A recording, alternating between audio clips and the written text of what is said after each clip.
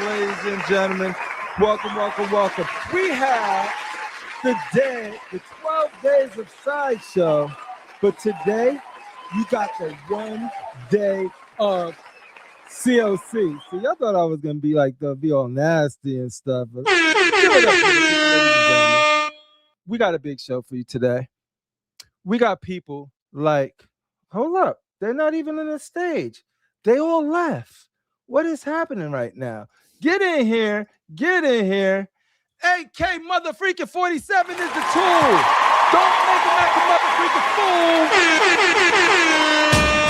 Watch out. Those are for the rats in Brooklyn, Queens, Long Island, Staten Island, all of the boroughs. How you doing? How you doing in this first day? I am exhausted. I've been awake since, 9? But I went to bed like at 4 in the morning. It's 2026. Does it feel different? Does it smell a little better than 2025? It felt like a Sunday. Like a Sunday. Good. Yeah. But there was no mail today too. Kind of felt like I was missing a statue or something. But you know what? What? 2026 is going to bring you nothing but joy and happiness. So say we all. So say we all. Oh, guess what, Crippler? Guess what? What? I got a shipping notice. From Prime 1. From Prime Whizzle? Prime Whizzle. Oh, Superman is on the boat. Wait, did you say Superman is on a boat? Superman is on the boat. And not just my Superman. Not just my Superman. Uh-oh.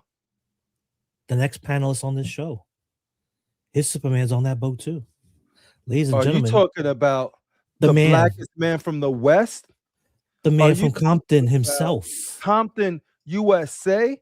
Are we talking about the mass that's critical? Ladies and gentlemen, is it true that you have a notification? Get the SNL intro. Hey! I didn't see you there. Where'd you guys come from? Mr. Rogers' neighborhood. You guys just walked in here, okay? Out of the bowels of Sideshow. You are fresh out. It was the mission to success. Yes, it's a very successful mission. Did you take the thing out the hallway that we talked about?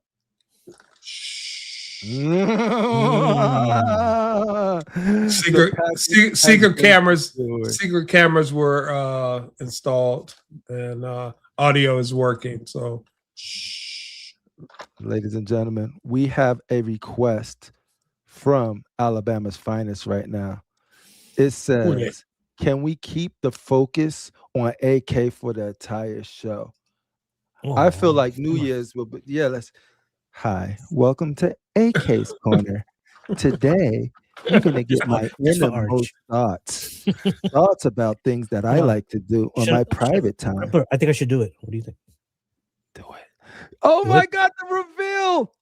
He is Superman, motherfucker. Give it. I knew it.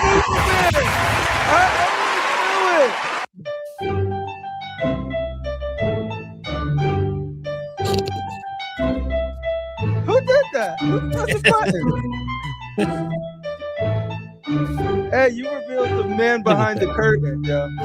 Ladies and gentlemen, we got a very special guest for you today. Don't mind the Christmas music, because sometimes you get jiggy with it. Because this guy is an elf like no other. You have plastic elves. Oh, shit. You have vibranium elves. They're kind of cool. You got unobtainium elves, but do you guys have a metal elf? Give it up, gentlemen.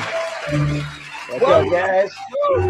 Listen, Dave, you've been on some of the, I think we were on a StatueCon show together, but this is your first official show. We're glad to have you the first episode of 2026. Appreciate you being here. How you doing? I'm doing good, man. Thanks for having me back. Man, it's a medalist of the elves. Medalist of the elves. So somebody put me like this, and it feels weird. So we're gonna go back down over here. Yeah, buttons again. That feels good. So we got other guests coming in, ladies and gentlemen. there was 12 days of Sideshow, Mm-hmm. and we haven't talked about it yet, but we're gonna talk about it. And to help us talk about it, you know, we could just hit up the Connect. We'd be like, yo, Mestis, we want to know everything about we want to know everything about 12 days of Sideshow. Could you come on and answer all of their questions about anything related to 12 days of Sideshow? He said, but of course. So yeah, anything you guys want to ask him is anything. Oh, he's not going to show any pictures or anything like that, but if you have any questions regarding anything about what they've shown, feel free to ask him. Anything too. The things you love, the things you hate, that's what he's here for. He wants that feedback.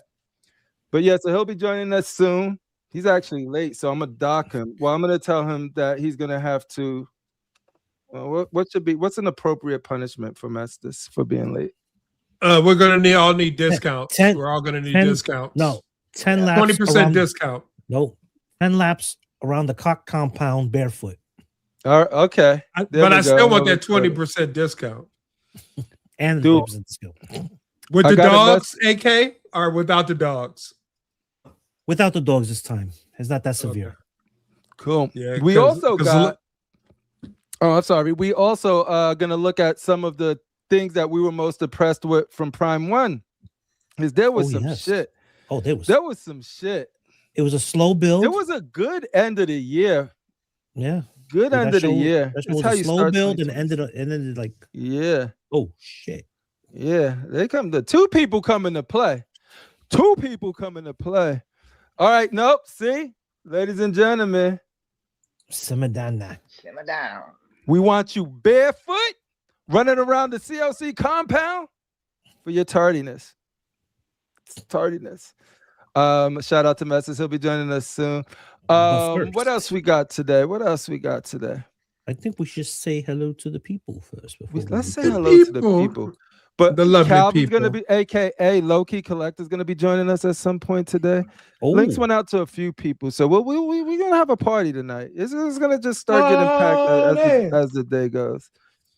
All right. So Prime 1 clowns on all other licensed companies. You hear that, Mestis? Walton's in the building. You know what time it is. Hey. Shout out to Walton. All right, so let's go to the people. Let's put on the music. Mm-hmm. Oh, and a little housekeeping. This is going to be our season finale show for the new year for 2025, even though it's 2026. We're going to be back in 2 weeks with new energy, a lot of new stuff. So thank you guys for being here. We'll give you guys more details as the show goes on, but yeah, let's get some music going and say what up to the people. Yeah. Thank y'all for being here tonight on this New Year's. Happy New Year's to all of y'all, yo. Especially people like El Fuego himself, Venitech, who won Batman Arkham Knight from Darth Rashid. Yo, I gotta link y'all guys up. I know Rashid said, yeah, we're gonna handle it after the new year. So it's the new year. So you should expect some information on that beautiful, beautiful Batman Prime 1 Arkham Knight that he won from Darth Rashid's C.O.c giveaway or Christmas giveaway. We got Storm Shadow, aka AK, saying what up to the people, doing double duty. We got Mr. Popo, who has an end of the year room tour. Y'all should check out. It's beautiful. I might pull a little bit of it up and make sure y'all go check it out. See the site it's on, the channel it's on, and all that good stuff. Metal Elf making his debut is in the building. Shout out to Metal Elf. We got Ron Jeezy 83. What nice way to start the new year. Happy New Year to each one of you beautiful C.O.c members. Yo, Ron Jeezy in the house. We appreciate you. Ladies and gentlemen, it's always good to start off the year with your vision. You know what I mean? Get that butter however you want to get it from him. He sells it in pints, quarts. You could get it in syringes. He put that shit on everything. He puts that shit on everything. Random Korean, aka Random Korean. You hit that random button. You never know what Korean's gonna pop out. We got the best one right here for you, ladies and gentlemen. What up, yo? Mother freaking Happy New Year's to Norman Rich in the building, yo. Shout out to Norman Rich. Shout out to Thor. Shout out to Rodney. All of the DCX folks. Oh, and I think they got a new Just Asking for a Friend up with none other than your favorite cool nerd, Fatal to Collective. Woo! Check that out. I got it flagged to watch. Eric says, what up, C.O.C gang? What up, Eric? All right, yeah, it is. We did a little bit. We might do a little more full. I think we have to charge. I think we have to charge. That's premium content. Yeah. That's behind a paywall. Yeah, there's certain things like that behind a paywall. Like you can get it. Crippler just got a new PC and everything. He needs to recoup some of that money. Yeah. Well, no, it actually all goes to the Darth Rashid free Darth Rashid fund. So anything we make, it goes to his lawyers. Mm-hmm. Keep him out of Facebook jail. Yeah, because Art said he's not going to finance the lawyer anymore. Ladies and gentlemen, it's costing him too much. Yeah, ladies and gentlemen, you know him, you love him, you love him, you hate him, you adore him, you love to hate him, ladies. I love to hate him. Yeah. Everyone, you envy him. you wish you were him. Oh no, ladies and gentlemen, in the building. Yeah, What's up on my side? What are we doing here?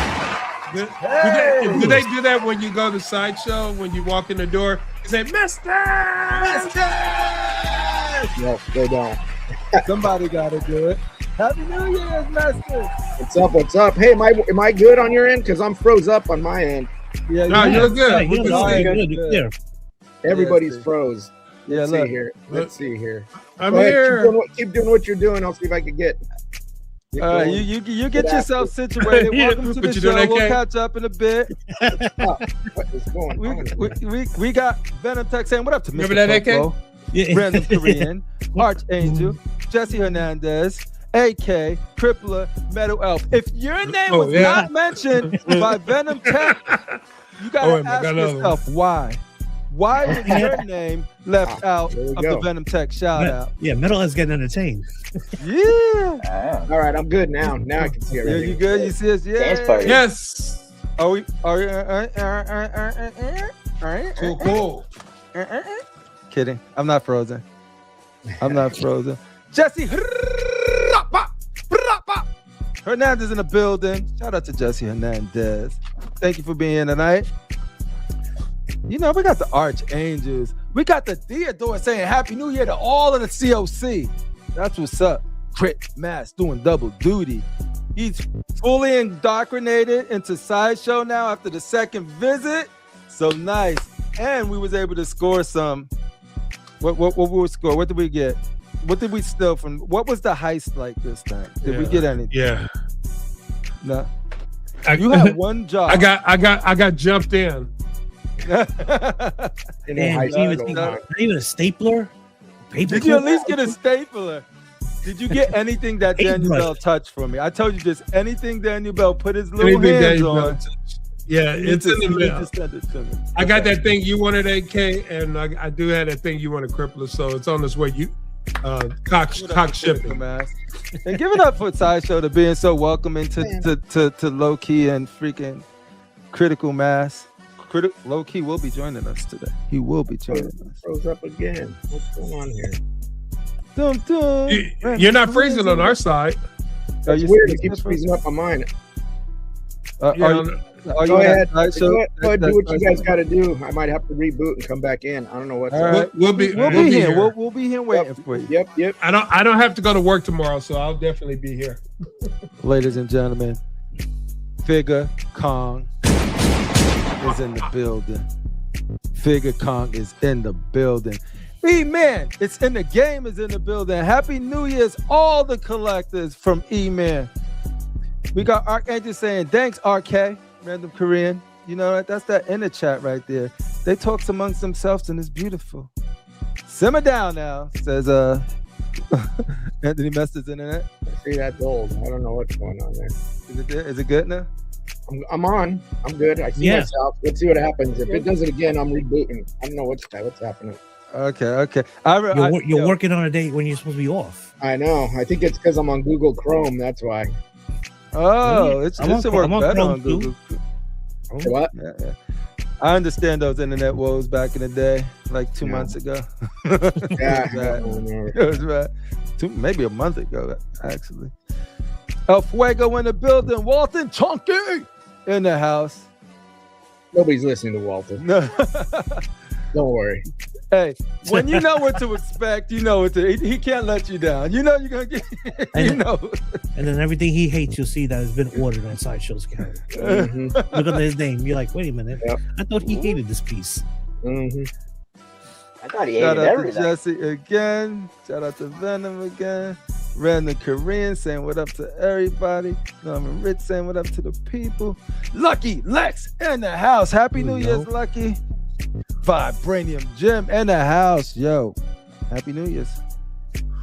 Glass freaking Joe in the building. Hey, see, your president was supposed to be here today, Glass Joe. But if he doesn't show up, how can you expect him to lead you in 2026? You know what I mean? That's no leader I've ever heard of. Where you at, Cash? That's what you do. You just call them out when they lay. Just kidding. Uh-oh, he's rebooting, folks. We'll be here. We're excited to talk about the 12 mother-freaking days of Sideshow. I'm showing up again, but I'm gonna reboot anyway because it keeps freezing up on me for some reason. I'll be back. Like Arnold, I'll be back. I'll be back. Peace. All right. So let's get to know the metalist of elves. Metal elf. Yeah. Tell these people about you, what type of things you collect, and all of that good stuff. If people don't know who you are, which I'm pretty sure people probably know who you are more than they know who we are. But go ahead. I am the Metal Elf. I have a YouTube channel I just started not too long ago. I collect comics, statues, movies, pretty much any physical media. I am an artist, musician. I sell and restore collectibles. Awesome. So I do like Comic Cons, and I'm getting into like cleaning and pressing comics and restoring art prints and stuff like that. Nice. Yeah. So what is there any what is your favorite thing to collect? Is it like Star Wars? Is it Lord of the Rings? Is it Marvel? How generic are you and how avant-garde are you? Is what I want to know. I'm asking for me, not a friend. Ooh. I am pretty niche with my shit, man. Like when I like something, I do deep dive. Yeah. But for like generic thing, yeah, I'm a Marvel shill, I guess. Thor, X-Men, Spider-Man. You know, I do like my DC, and then second would be like indie stuff. I like a lot of horror, sci-fi. Yeah. Nice. What's the favorite statue in your collection? The one that you cannot live without? Probably my Iron Maiden Eddie. Iron Maiden Eddie. See, that's niche right there. He was in line to y'all folks. Yep. Man, that's cool, dude. Like, we always see you in the chat. You're always chilling. And then I got jealous when Critical Mass got to meet you. So I'm glad we're able to have you on to just hang out for a bit. Metal Elf said, Glass Joe asked, Metal Elf, what instruments do you play? I assume metal is a genre you enjoy. Yeah. Heavy metal and hip hop are my favorites. Probably because they're the most extreme forms of music, I would say. Yeah. But I play guitar, electric guitar, primarily. I play bass, drums a little bit, keyboards a little bit. Nice. So I'm gonna see if I can get to something here. I want to see. You stream too? Oh, I scream too. Yeah, we got to work on your Cookie Monster voice, man. Oh, my Cookie Monster. We're gonna work on it, and then we're gonna do a collab song. It's gonna be glorious. Right on, ladies and gentlemen. I felt a little chill. I felt a little chill like from the above, and then I looked down, and not Glass Joe, but you know what? He gives you that feeling sometimes too. But I seen Redeemer, and I was like, "Woo, we got goodness in the chat. We're blessed. Goodness We're in blessed. the chat. We got blessed." Shout out to Random Korean. Is it still? No, I'm back. It's working now. All good. Cool. Let's see what happens. You even sound better now. And I never left.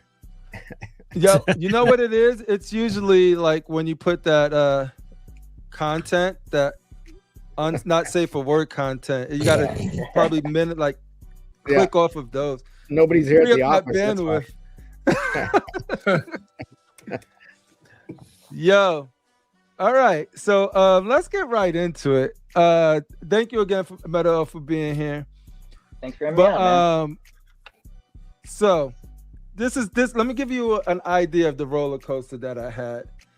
When was it, Critical Mass? When was it? Because it was before you guys sent the image. Starchild, who a friend of mine, he hits me up and says, "Yo, what did you seen what Sideshow did?" And I'm like, "No." He said, "You don't know?" He's like, "I got an email saying that they're gonna do the Hulk without the Venom stuff on it." He said, "Fuck, I gotta when can I pre-order it?" Like all of that stuff. And I'm like, "You lying." He was like, "Yeah." So I was just sort of like, and I was like, I remember Mester said, "No, it ain't gonna happen." Yep. He said, "We're not gonna do this." Nope. But then it's like, yo, we listened to the people, we got some feedback, and you guys decided to release the freaking Venomized Hulk minus Venom. He got stripped down. Yeah, I got so happy. He got his cap peeled. Yo, he got his cap peeled out. I personally was like, oh my God, now I got to figure out how do I get this thing in. I'm looking around like, this is not, I was safe because y'all put the Venom on it. I'm not safe anymore because he doesn't got the Venom on it.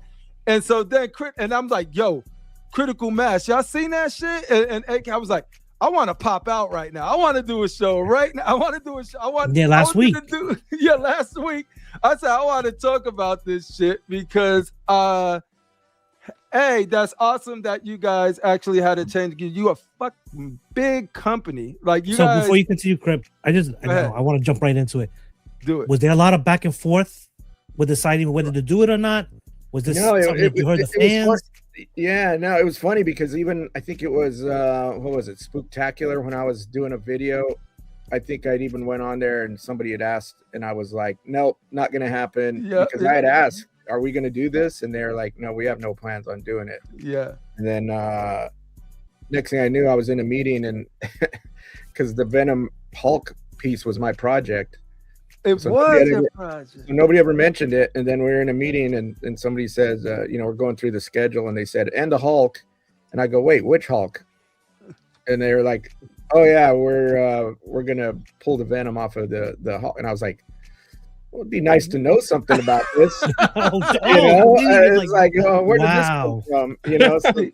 So the decision hit pretty quick. I think word got around, that the collectors were asking and going back and forth, and we know how it is. I mean, just because people ask for it doesn't necessarily mean they're going to buy it. But I think they decided, let's roll the dice. Yeah, it could be fairly simple to do. Yeah, get in there. What's up, Rashid? And then Happy New Year, Rashid. Yeah, Happy New Year. And then we got Emiliano to go in there and pull it back and do a few tweaks, but we kept with the same. It's basically the same Hulk, stripped of Venom. There's two different portraits. One where he's grinding his teeth. Okay. And then the one that you see that was in the sneak peak. And so you guys gonna do two portraits for him too? So this ain't there's been two portraits sculpted. Now my thing is, I take it they're gonna be in the same. Yeah, that's the one that they showed. Okay. There's also one that has his teeth gritting down, so I take it it'll probably have two portraits. I mean, unless there's some last minute call where they're like, we're not doing two portraits, or they want to, but they've already showed. The fans want 2 portraits. Yeah. Hey, and Charge some us. want Kirby portraits. I'm okay Charge us without for it. Kirby, but I know some people will like some Kirby. I'm just happy that they filled it off. Beggars can't be choosy, so I'm just like, hey, they filled it off. So we're gonna see. We're gonna see. Everybody likes to go like, well, they're listening, and the fans this and the fans that. Yeah. Well, I'm one to admit I don't have a Hulk in my collection. Right. And Hulk is I don't know. I find him and Green Lantern to be characters that you can sculpt them, but somehow you kind of don't catch. It doesn't. I gravitate agree. you. I mean, there's so many Hulks. Yeah. This one actually caught me when you said that we're not going to do the Venom one. I was like, oh, then this one I'm pretty sure might be in for sure because I need a Hulk in my collection. I really like this one. It almost reminds me of that old like Joe Jusko pose where he's like just like flexed out and he has these big straps and everything, and he's just sitting there, and when we did the hands, Venom, he had his big long claws. This one doesn't have fists. He's just kind of tense. His hands are tense. Yeah. Okay, his hands are tense. All right. Not up high, but they're down below. I like that. Yeah.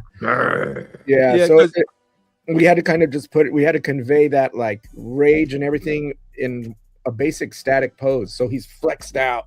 His face, his arms, because he's not doing anything else. He's not throwing shit or jumping or leaping or smashing. So he's about to. And the base is similar to the Venomized one, or so we're gonna put his hands are everything's the same. No Venom, different heads, but Venom's hands. He has the big long kind of Venom monster hands. He has Hulk hands that are just kind of like that, but let's put a pin in this because we want to go day by day, and that was actually the second day. I just see I'm so excited to even talk about that thing. You guys want to talk about Willy Wonka?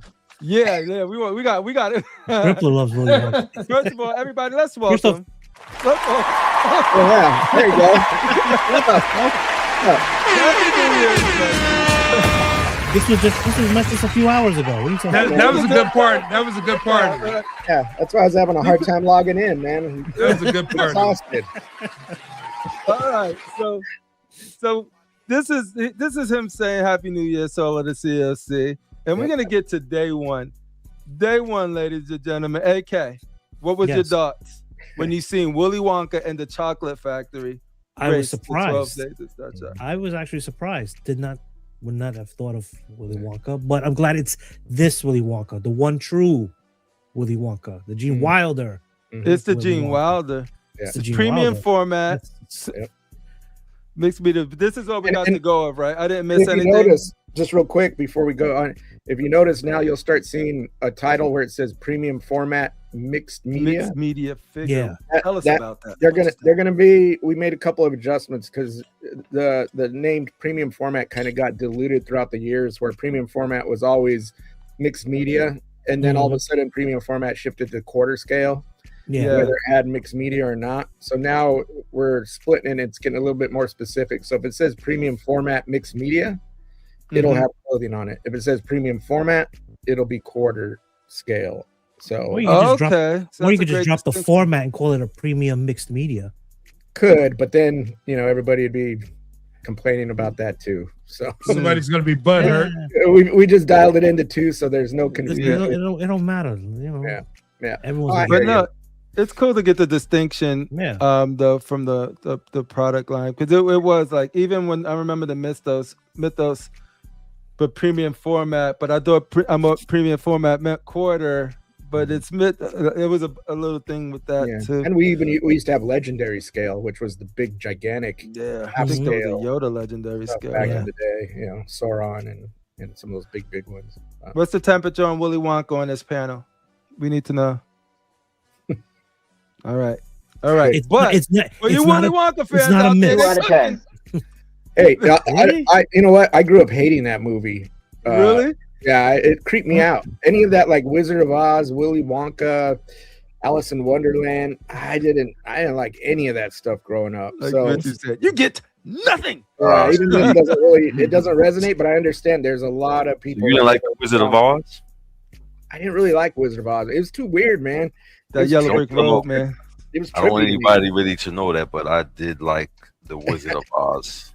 Dude, I don't want Anthony, anybody to know that, but Anthony, I'm gonna tell y'all that I like the Wizard of Oz. I'm sorry, think it was backstage. Yeah, but no, I'll do this one. So I'm not gonna front the Wizard of Oz. I love the Wizard of Oz. I actually like Grease, and I like Grease too. I love Grease. My three favorite musicals was West Side Story, Grease, and I guess the Wizard of Oz. Yeah, Grease. I like Grease is the bomb. Grease is the word. I saw Grease in the theater when it came out. Any of that weird those movies that were like they're just that song at the end. The Bee Gees, did the Bee Gees sing that song? Who sang that song? Grease is the word. Frankie Valli. Grease is the word. Frankie Valli. The Bee Gees wrote it. Yeah. Okay. Man, no, but no, this is cool. So this dropped, and I'm be like, here we go again. I thought we were gonna get a bunch of stuff that's cool, and I'm happy. Will it have an Oompa Loompa next to him? No, but it should. It should. We were always talking. You should have a little exclusive proximity Oompa Loompas. But you got to have some sort of Oompa Loompa. As of right now, there's no plan for that. But you could have the everlasting gobstopper. Yeah. There's some talk about maybe doing some kind of fun promotion stuff, but the thing is that once again with these licensed movie pieces, the licensors really kind of get their hands into them, and sometimes they don't want to play ball, even though we've had a whole bunch of ideas, and but it's just you'd be shocked because if we wanted to do like say a golden ticket or some kind of promotion like that. You have to get that approved, and does that look like how they want it? This and then and then all admin has to do is hear it, or everybody go. It's not worth it going through it, unfortunately.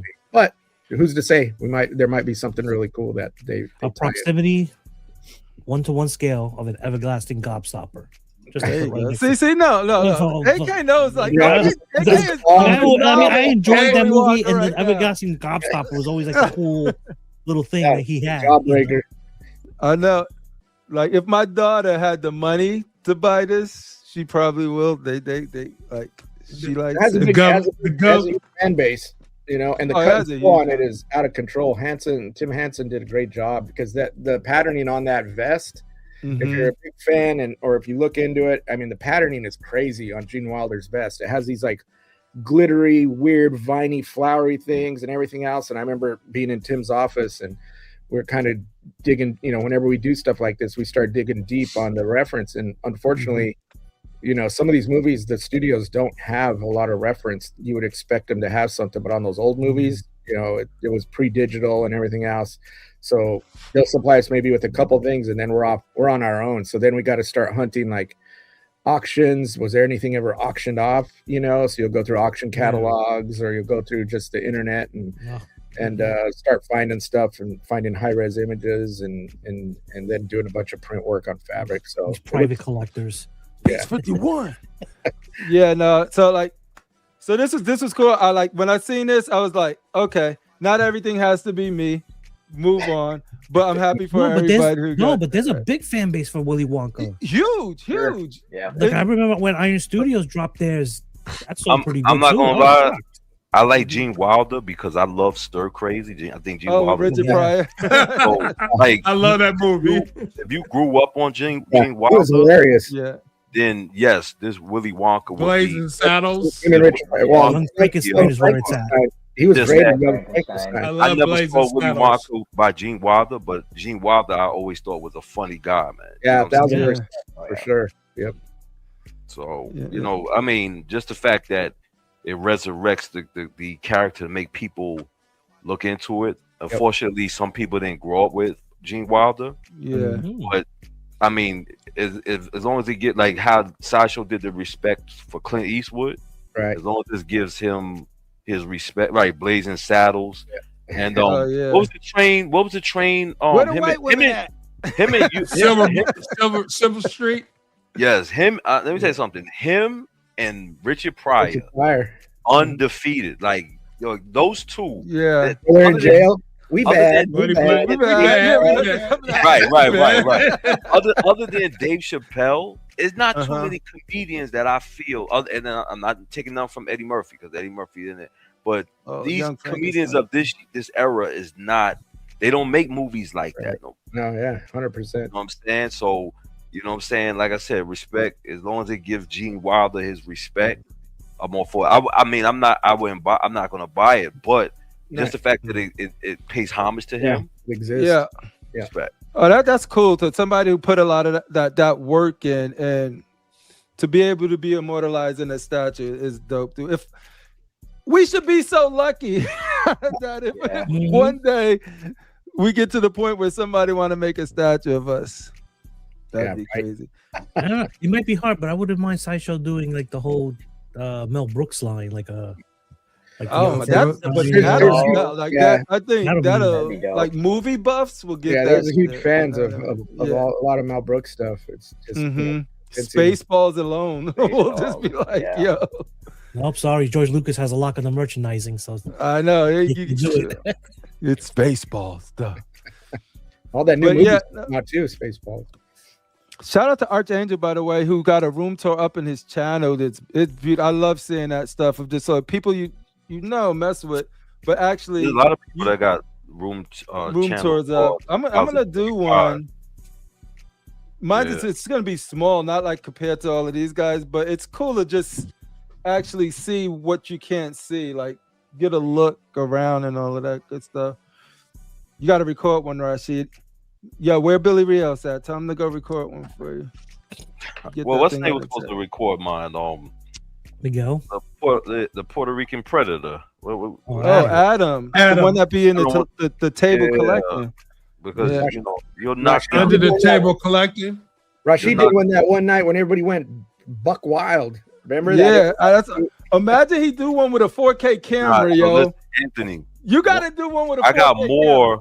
I got more that came in after that. So it's you basically, one person has to go on every section and record it without knocking down shit. You know? Yeah, you need a camera crew and all of them positioned like just in one place, and then we go to this way, and then the other camera picks up. I think if we ask James Cameron, we can get one of those IMAX cameras for his house. So we put in IMAX. Oh, and by the way, on a bungee. that Dark Knight is ready to ship. So let me know. Cool.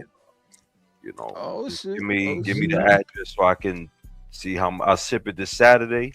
Just make sure my motherfucking shipping money is there with signature fee and beer pocket money also. Are you talking about the Arkham?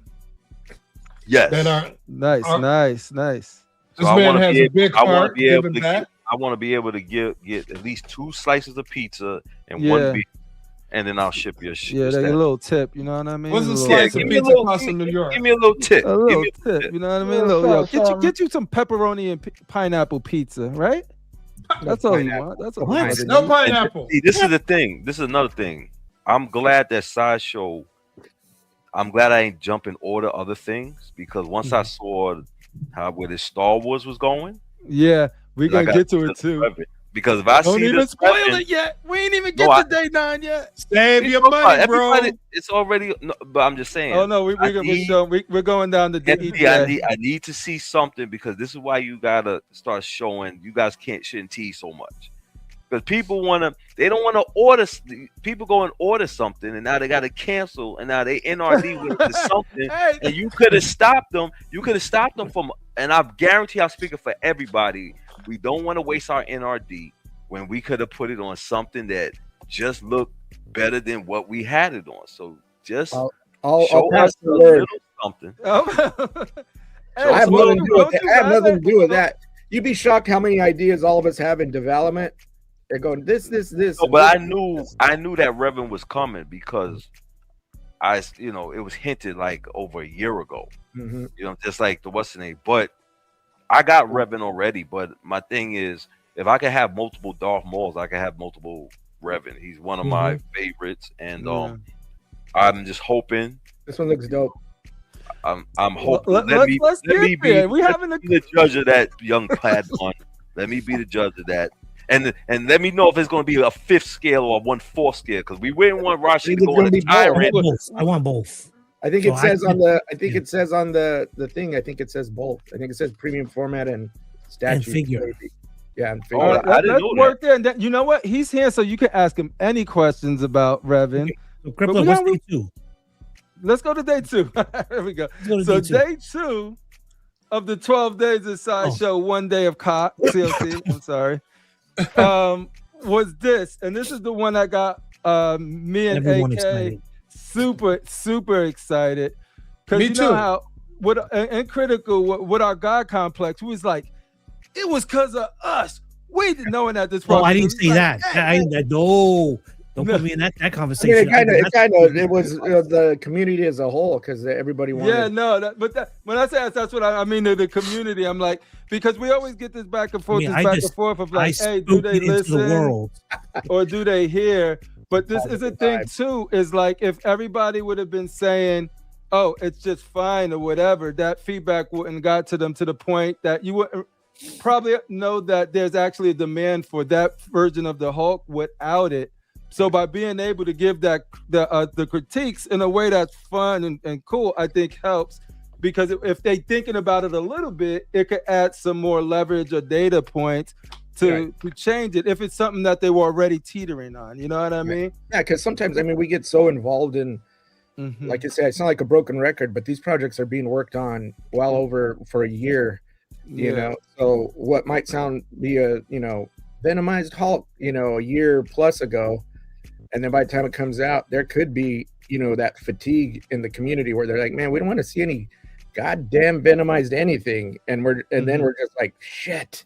I concur on this forever. And so then it's like, well, nobody's saying anything else. But then once you start hearing everybody going, oh, we love what we're seeing, but we'd love to have it just a Hulk. So then all of a sudden ears start, you're catching this, and then it starts coming, going around, because if you're so involved in that project and nobody says anything, then it's like you get very focused on what you need to do and get through the factory and prototype and hit the deadlines. If you have something to come later, and it's like, this is going to derail everything. But the thing is we had already had the prototype done, and we had it painted, and we have it engineered. I mean, I have a sample from the factory of the Venomized one here at the office, and it looks great. So it wouldn't take much to just clip the Venom off sculptural wise. And then you can still use the prototype and the paint, or the paint masters, to replicate this Hulk, because he's basically green. He's the same colors. Now I know I see people talking about, is it going to be a gray one? Is it going to be with this and that? As of now, I haven't heard any talk about that. Who knows? But I don't know if that's. No, I think it's I think. How about you said it has 2 portraits? There's been 2 portraits sculpted. One with this. Now, I think people are going to be worried about maybe the seam line. I heard people talking about that. So I think what people don't realize is that to make these pieces, when they go to mold and cast, and you have to get them produced, if you know anything about mold and cast, you have undercuts and you have all this detail, and you can't pull a piece out of a mold as one. So they're no matter what you see, whether it's Tweeterhead or Prime One or XM or whoever, all those statues are in pieces, just because they're not. You might have something that you assemble. That they did it that way so you could assemble it so it won't break or whatever, or repair. So we have to have the heads separate. So Anthony, you guys, don't mean to cut you off. Do you guys ever think about, because I noticed that this is the new thing. Well, I think not, like I remember when Hulk Transformation was done, and it was all one shot. So now, like you saw the LBS. So instead of changing the portraits, it's been the torso changes. You understand what I'm saying? Yeah. You ever think? I know what you're. The thing with a torso change, it's too expensive, because now you're having to make, that Hulk piece there. It's huge. I mean, I think you guys see me. But they will pay. But believe it or not, if it's a great Hulk and like that, they'll pay. Yeah, I don't. They've been paying, so they'll pay if you. You understand what I'm saying? I mean, I know what you're saying. I understand this is how you guys doing it. I'm just saying, maybe for future. Yeah, I mean, we used to do some stuff like that, but a lot of times it's also for damage, or if something's not right. If we have to replace something, are we going to replace a whole upper torso, or are we going to replace a head? It's just business and cost effective and everything. But just to go back to the seam, you know, when we do these things, I know there was earlier people were looking at pictures and adjusting the contrast and brightness and trying to see and going, I see a seam, you know, right here on the wrinkle. There's no seam on that wrinkle. The seam, whenever we do stuff like that, and Hulk is difficult because he's not wearing any clothes. You know, if you do a female figure or Venom or any of the, you have cuts, or we'll put bracelets or necklaces on a female piece where you can break the piece without it causing a visual your eye drawn to it. So with the Hulk, we always have to follow. We'll follow under the jawline, so it'll go back to the jawline, and then it'll go up, you know, around the ear, and then in the hairline, or sometimes around the ear. So we'll have to follow a natural line. And I was looking at the one we have here.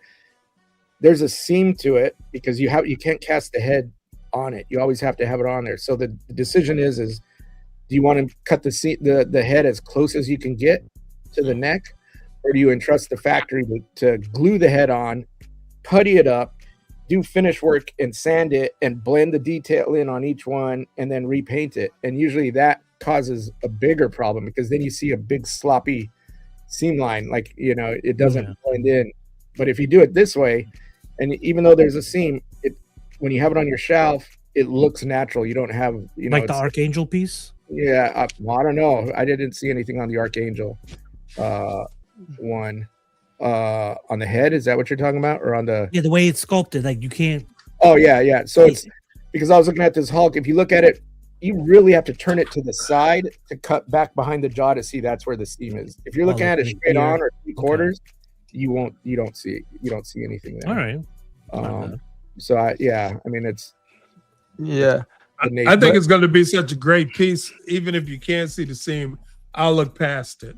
You won't see it unless you're looking for it. And that's the thing. It's like, I think now people will go and like, everybody wants to CSI things and kind of and see how it's made and then make the biggest thing is how it looks on your shelf and even close. It's more of like if the seam's egregious, but if you have to look for it, then I think you get a pass for something that has no clothing or any chains. I've even seen on not just our pieces but other pieces or anything where people will make a big deal about something and then it's all forgotten. You know, everybody gets it and they love it and it's on their shelf and it seems like people forget that was even a topic. It's just something that people look at prior to the thing shipping, or you know, everybody wants to look before it comes out and make their if I solve this problem, could I be like a millionaire? Yeah. If I solve this thing, all right, I'm gonna solve this problem. No, I'm not. So guys in the chat, ask whatever questions you want. I'm starring them, so when we get there, I'll make sure I ask Anthony. If it's related to the conversation, I'll ask it right away. If it's not, I'll ask it before we go to the next topic. We can go to the questions. All right, you want to run through some of these? Yeah. Okay, let me go start. Boom. Question for Mestis. The Hulk Venom portrait looks different from the new sneak peek, Angry vs. Rage. Are there going to be two different head sculpts? I think we answered it, but go ahead. You can give them a little more detail. Yeah, there's two different head sculpts. It's basically the same portrait, but you got to remember the half of the Hulk has Venom, so his head is morphing into Venom. So of course it's going to look slightly different because of the expression, you know, to make that happen. But I mean, it's essentially the same Hulk. Same thing with the hair. You know, half of it was Venom's head, so we had to sculpt the hair and make it work with the portrait. But it's not. I mean, you see what it looks like there. It's not. We joke like it's just peel it off, but no, you have to figure out what the other side of the face looks like and all of that other stuff. So there's still some work there. Thanks for your question, Eric. Glass Joe says, Anthony, tell the story of the tragedy during the painting. Was there tragedy? I think there was something going on. I don't know if Kat mentioned it. Is it related to this right here? Yeah, she mentioned it on Cash's show. One of the other shows. Yeah, so on Cash's show last year. So this is fun. I could laugh about it now. Kat could laugh about it now. At the time, it wasn't laughable. Wow. Basically, here's the thing. This piece, when we did it, we usually print one out. We'll print two, clean it up, paint the two prints, get it off the tooling off to overseas, they do their mold cast engineering and do it in polystone and figure everything out overseas. And then it goes to, we get our samples. Well, what we do is which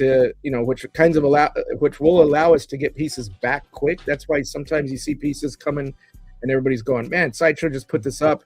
And next thing you know, it's hitting, because what we're doing is we're kind of utilizing production to assist in the, engineering everything first and then sending us white copies back. And then we'll paint on them, and then we send it back to them. So all they got to do is paint it. They don't have to do the engineering and everything because it's already been done.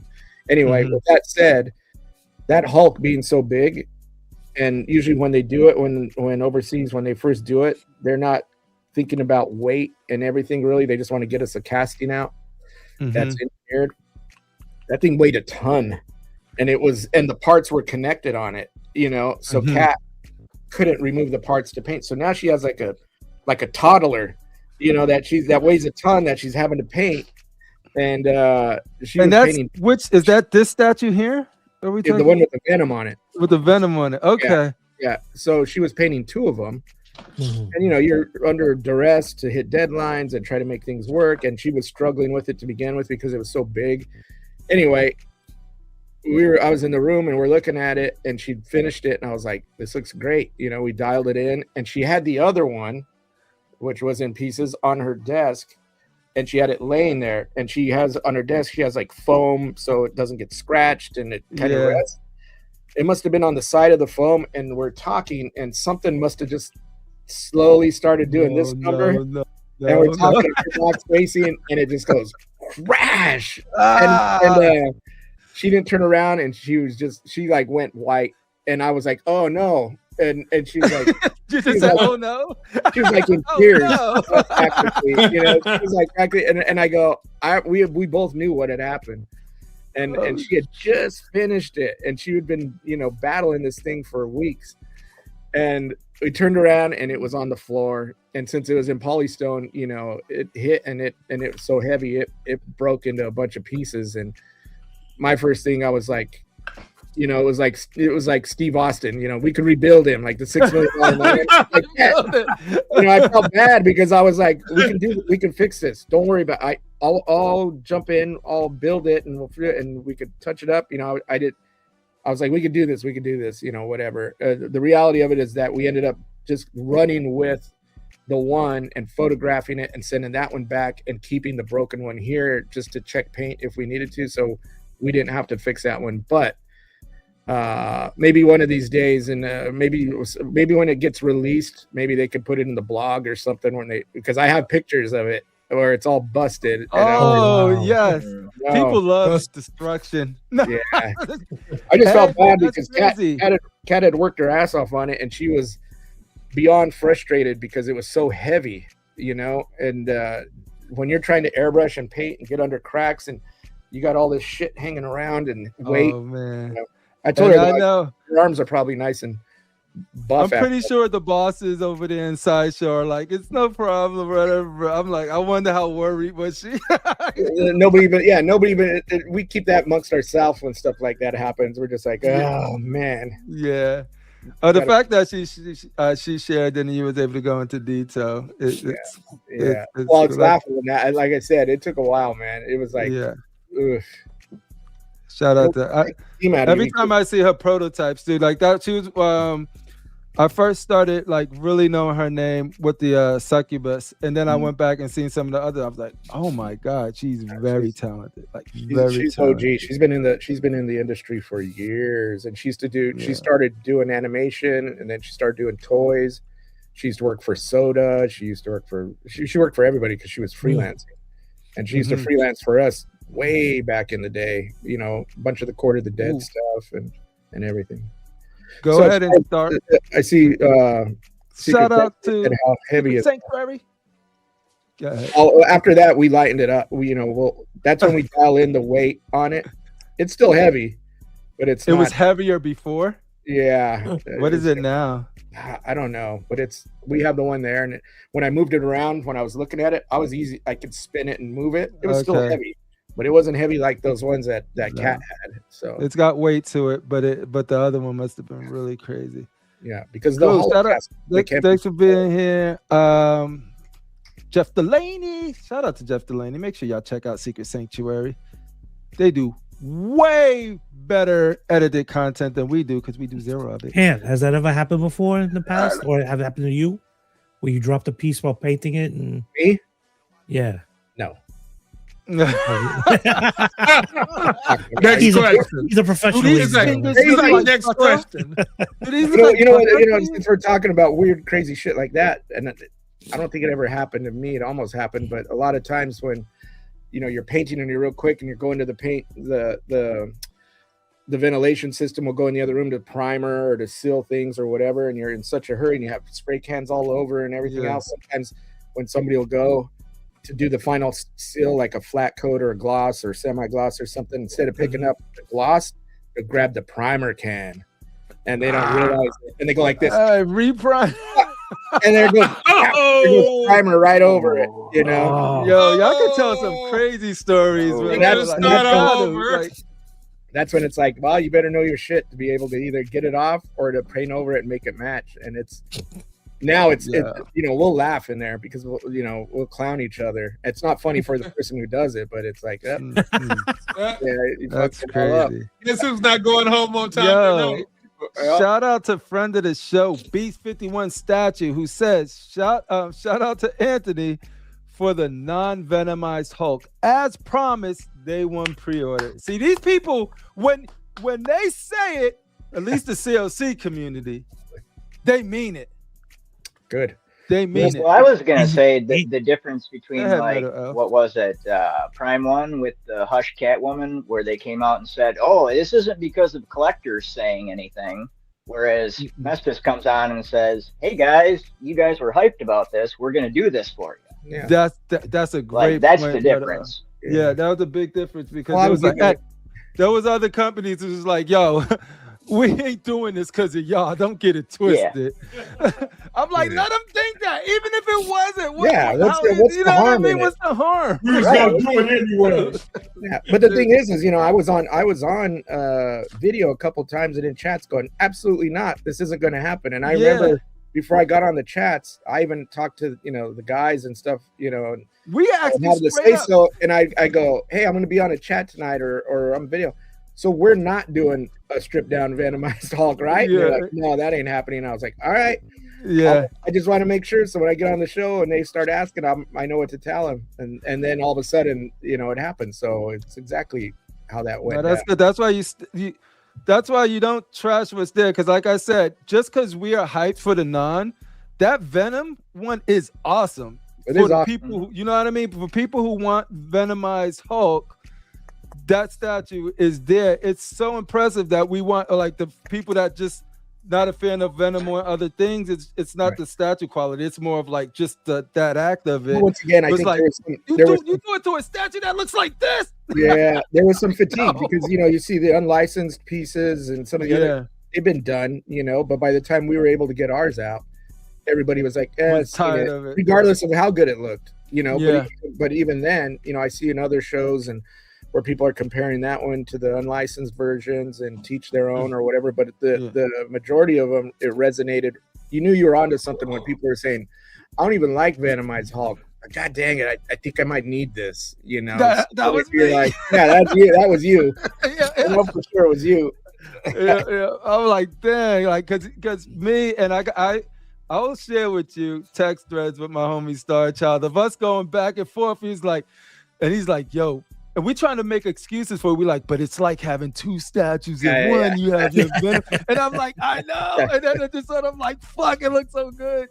And like literally, the fact that we were able to articulate that on the shows and other people as well, not saying it's only us, but able to give that feedback.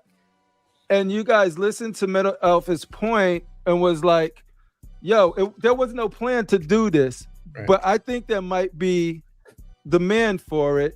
Let's give it a shot. Like that's awesome. Like, and you guys are huge. Don't have to move like that. You know what I mean? And it's a piece that allowed us to do that. If it was something else where some of the collector wants or whatever were a little bit more extreme, it probably wouldn't have happened.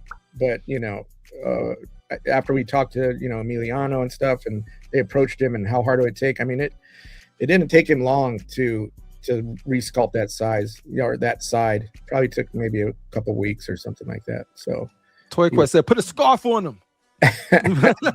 Some glasses and a hat and a scarf. Yeah. I'm gonna get through this batch of questions, and then we'll move on, and then we'll get the next batch of questions from the people. Ron Jeezy says, so Anthony, what's the Hulk based off of? I heard you say c.O.c 92 pose. I mentioned that pose, sure.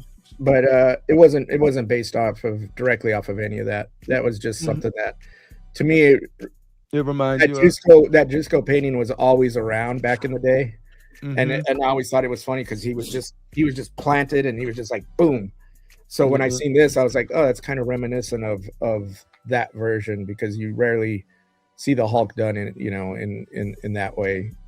I mean, it's been done that way in the past, but as the character in the hobby evolves, then you see people getting a little bit more ambitious with Hulk poses, and you know, what do you do with the Hulk? You know, I still think it'd be cool to see him doing like a clap.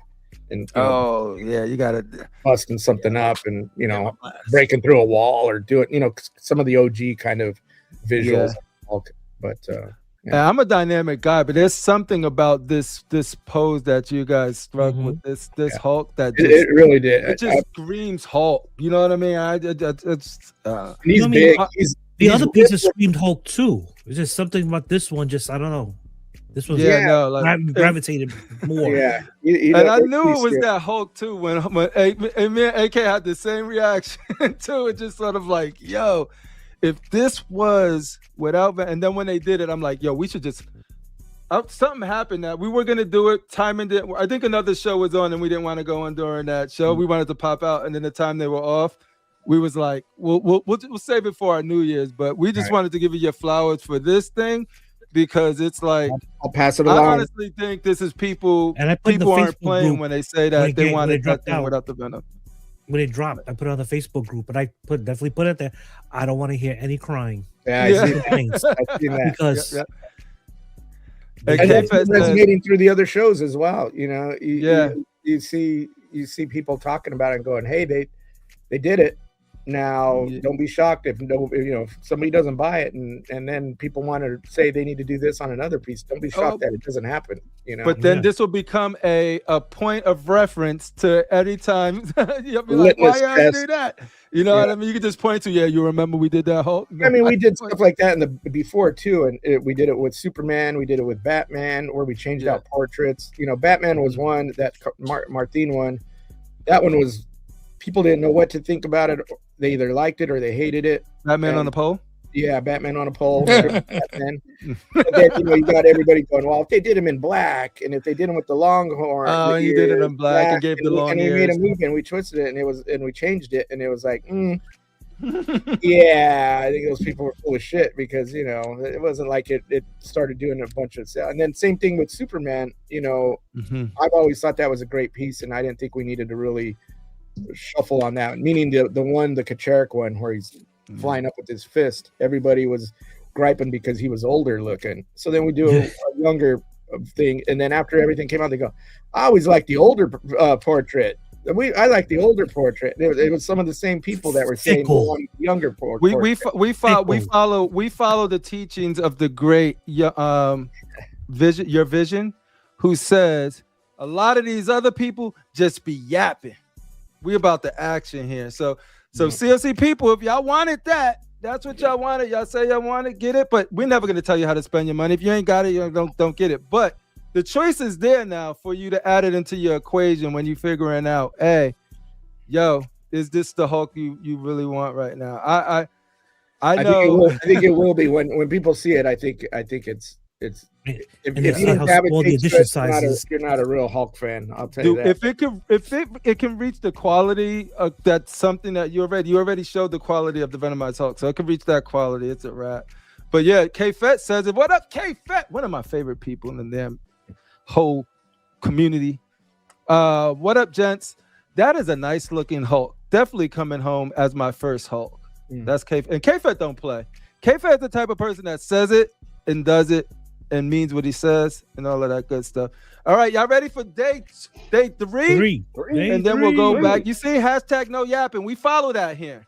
It's in one of our you don't know yap. Mission statements. Move on. No yapping. Day 3, Escape from New York. Snake Plissken getting his very first or second or third premium format. No, I think second. What was that? PCS had one. I'm saying Sideshow do 1 years ago. We did a 1/6.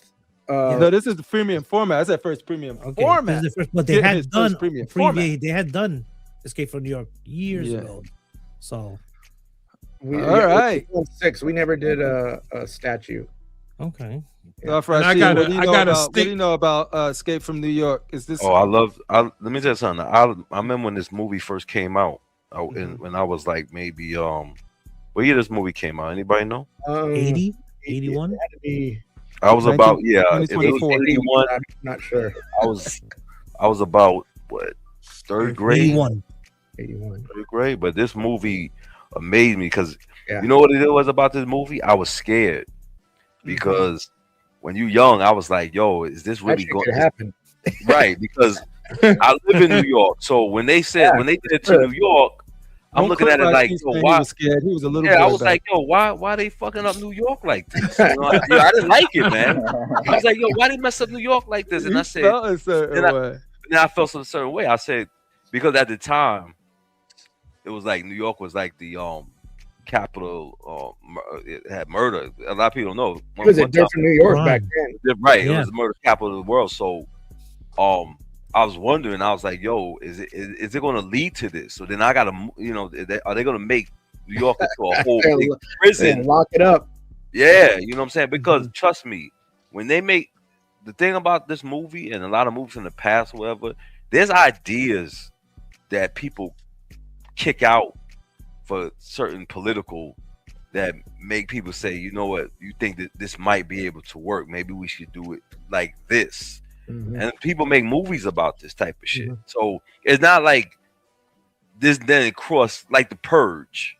Right. It's not like that movie never crossed motherfuckers' mind. Like, yo, you know what? If we have a purge night, we would save a lot of motherfucking. We get rid of a lot of motherfuckers and taxpayers. Save a lot of money if we just have a purge night. Trust me, there's ideas that kill each other off. Have these ideas to say maybe we should do it. So when I saw this movie and it said it made a prison wall, not knowing that it was around Manhattan, I'm thinking about it was doing the whole New York. And I said, oh shit, they gonna make New York a prison? I'm like, these motherfuckers better calm the fuck down, acting up wild up in this motherfucker, But no, I hear you. Even when I was young, it was like, wow, like it didn't cross your mind like it was fantasy. It was like nothing, there was nothing ever made like this before, right? So, like Escape from New York and Escape from LA didn't even do that. That was trash. Escape from LA was whack, trash, garbage. New York, still, let me tell you something. I still watch this movie to this day. And I love this movie because the whole idea, the whole concept is like, you just imagine. I don't think motherfuckers would want to go to jail after seeing some shit like this. Like they throw you in there. Yeah, you're on your own. You gotta survive. You're on your own. When they drop food off, you gotta get food. They was chopping people's heads off. Remember they were driving the Cadillac. I mean the station wagon. Yep. They had chopped up. They chop people's heads off and they put them on spikes and shit. And if you wasn't down with this crew, so Escape from New York, this I don't know how this is going to look because I was going to get the PCS one, and it was kind of lacking detail, but I still like it, but I didn't get it. I even like the idea they have PCS have him standing on the prison itself, Manhattan. Right. That was the base. And he was on the man cover, but it was the prison Snake Plissken. Right. And to me, this is Kurt Russell's gangster's role that he ever played in. Yeah. You know what I'm saying? Because he was just straight up. He was like Wolverine before anybody was going for Wolverine. He was a badass in that. He was a badass in here. Yep. So when they did PCS did it, I was like, I want to add it, but I don't know. So then they came. I think Sideshow did a figure. We did a 1/6. Right. It was a like a Hot Toys. Yeah, articulated right. I take and I said, and then they came out with the band that you really wear around your hand, and then they came out with a print, and then when I saw this, I'm like, I gotta see how this looks. Yeah. I don't mean to interrupt you, Darth Rat Sheep, but we have a new guest entering the building. Give it up for Low P. Welcome, homie. We're just going through the days of Sideshow and letting people ask any questions they want on a certain day. Right. And if you have any questions, feel free to ask them. But welcome. So looking at this looks like, I don't know, fully sculpted. Yeah, it's fully sculpted. He has the president tracker in his hand. He's standing on a New York base. There's some like police tape draped over, and there's a street sign, and there's a manhole cover on the base, just kind of rubble. Nothing that really just like super storytelling or anything. We want to keep it kind of all eyes are on Pliskin. He's the center of attention, and then he's just like in a small environment type deal. But I'm going to tell you right now that portrait on Kurt for this figure, we went back and forth on it, and we had it one completely finished. We went back and redid it because I still felt that was my project, and I was like, it's not there. And we went in and changed. We ramped the portrait up, and then we even ramped up the hair. So we went through it like 3-4 times to dial that thing in. Nice. And it looks, I have to say, it looks pretty awesome. And I know I'm always going to come off as biased, but it looks great. This is one of my favorite movies, though. Yeah, same here. Because back in the days, I could watch this movie over and over, and because it was just like I said, it's a crazy. The whole concept when people had different ideas back then. You don't see too many people making movies like this. Did you get it? Y'all need to get on that Big Trouble. I don't know if you. That ain't messing. That was good, but this was just all serious. Like he had the whole. I mean, just imagine they throw you in a prison that's not a prison. It's a prison, and you gotta find this motherfucker through all this bullshit. And if y'all haven't seen this movie, y'all do yourselves a favor and check it out. Pliskin's a badass. That's the way it ends. He don't give a shit about anything. He's supposed to go in there and save the president, and at the end, I don't want to give it away for anybody who has never seen it. It has been out since the 80s. Like his whole, give it away. They should have seen it by now. Like that ending, man, when they're like the president isn't thankful for anything, and Pliskin's just like his whole demeanor. Like even when they did Escape from L.A., you could tell he was trying to copy that demeanor that he had in Escape from New York. But Escape from New York, his demeanor was just like, yo, this dude don't give a shit. You know Escape from L.A. got corny. Yeah. So there's a great if you've never seen it, I won't continue on this, but there's a great making of book that came out, I think early last year, or maybe the previous year on Escape from New York. So if you're a fan, was this all on Sideshow or is something? No, you get it like through Amazon or Barnes and Noble or whatever. Was it the Making Escape from New York? Yeah, I think I don't know if that's the exact title, but that's basically what it is. It's awesome. Yo, if nothing else, Mestis, somebody is gonna check out an awesome movie for the first time. Yeah, the Red Hood, the Red Hood is saying, "I'm gonna watch this movie tonight." LOL. I've never seen it. Oh, you're in. You know what's sad though? Like some people in this new age, they look at stuff back then and be like, "What it is?" Yeah. I'm telling you. I see. Looking at movies, those concept movies like The Thing and all that shit back then. They don't make movies like this no more. But like I said, the idea of this whole movie, I thought was dope. Yeah. So let me say this: I love all movies from all eras and decades. Right? I have not seen this, but let me explain as to why. Wait, before you do that, you need to be seen. Look at that background. That's a beautiful collection. Talk to these fools, low key. So all I was gonna say was, I didn't see New York because I saw LA first. That shit completely turned me off. I was like, I love Kurt Russell movies. I was like, this shit's kind of whack. So by the time I found out about New York, And I was like, I don't want to invest my time in that. I'm cool. Yeah, nah. Now Do yourself a favor. Yeah, gotta watch it. Don't judge it on LA. LA is. I'm like, obviously, I'm here in Cali. Why wouldn't I watch LA? Yeah. And I was like, and plus, if you live in Cali, you're already trying to escape from all of the gang violence. Am I right, Critical Mass? Like, Hey, and for me, I saw this in the theater when it first came out. Oh, that's so, There's two guys at Sideshow that worked on Escape from LA, and they hate that movie. Wow. You know, Anthony. You know what's crazy? Also, the poster. When I saw the poster of the movie, that's when I was like, "Oh man!" I was like, "Yo, this shit." It was painted back then. You know, it wasn't like they do Photoshop and photographs now. Yeah, I see the book. I see the book too. Escape, the official story of the film, right? I think so. I think that's what it's called. I'll have to double check. Right. I can send you the link later on. So I think it's amazing. Everybody amazing fans have seen The Thing. They have seen Big Trouble in Little China. But somewhere in the middle, they forgot about Escape from New York. Yeah. So what? How does Sideshow work? I don't know if you don't have to get too deep into it, but like, do you guys poll and see like, is there an audience for a certain thing? Because this is a huge movie.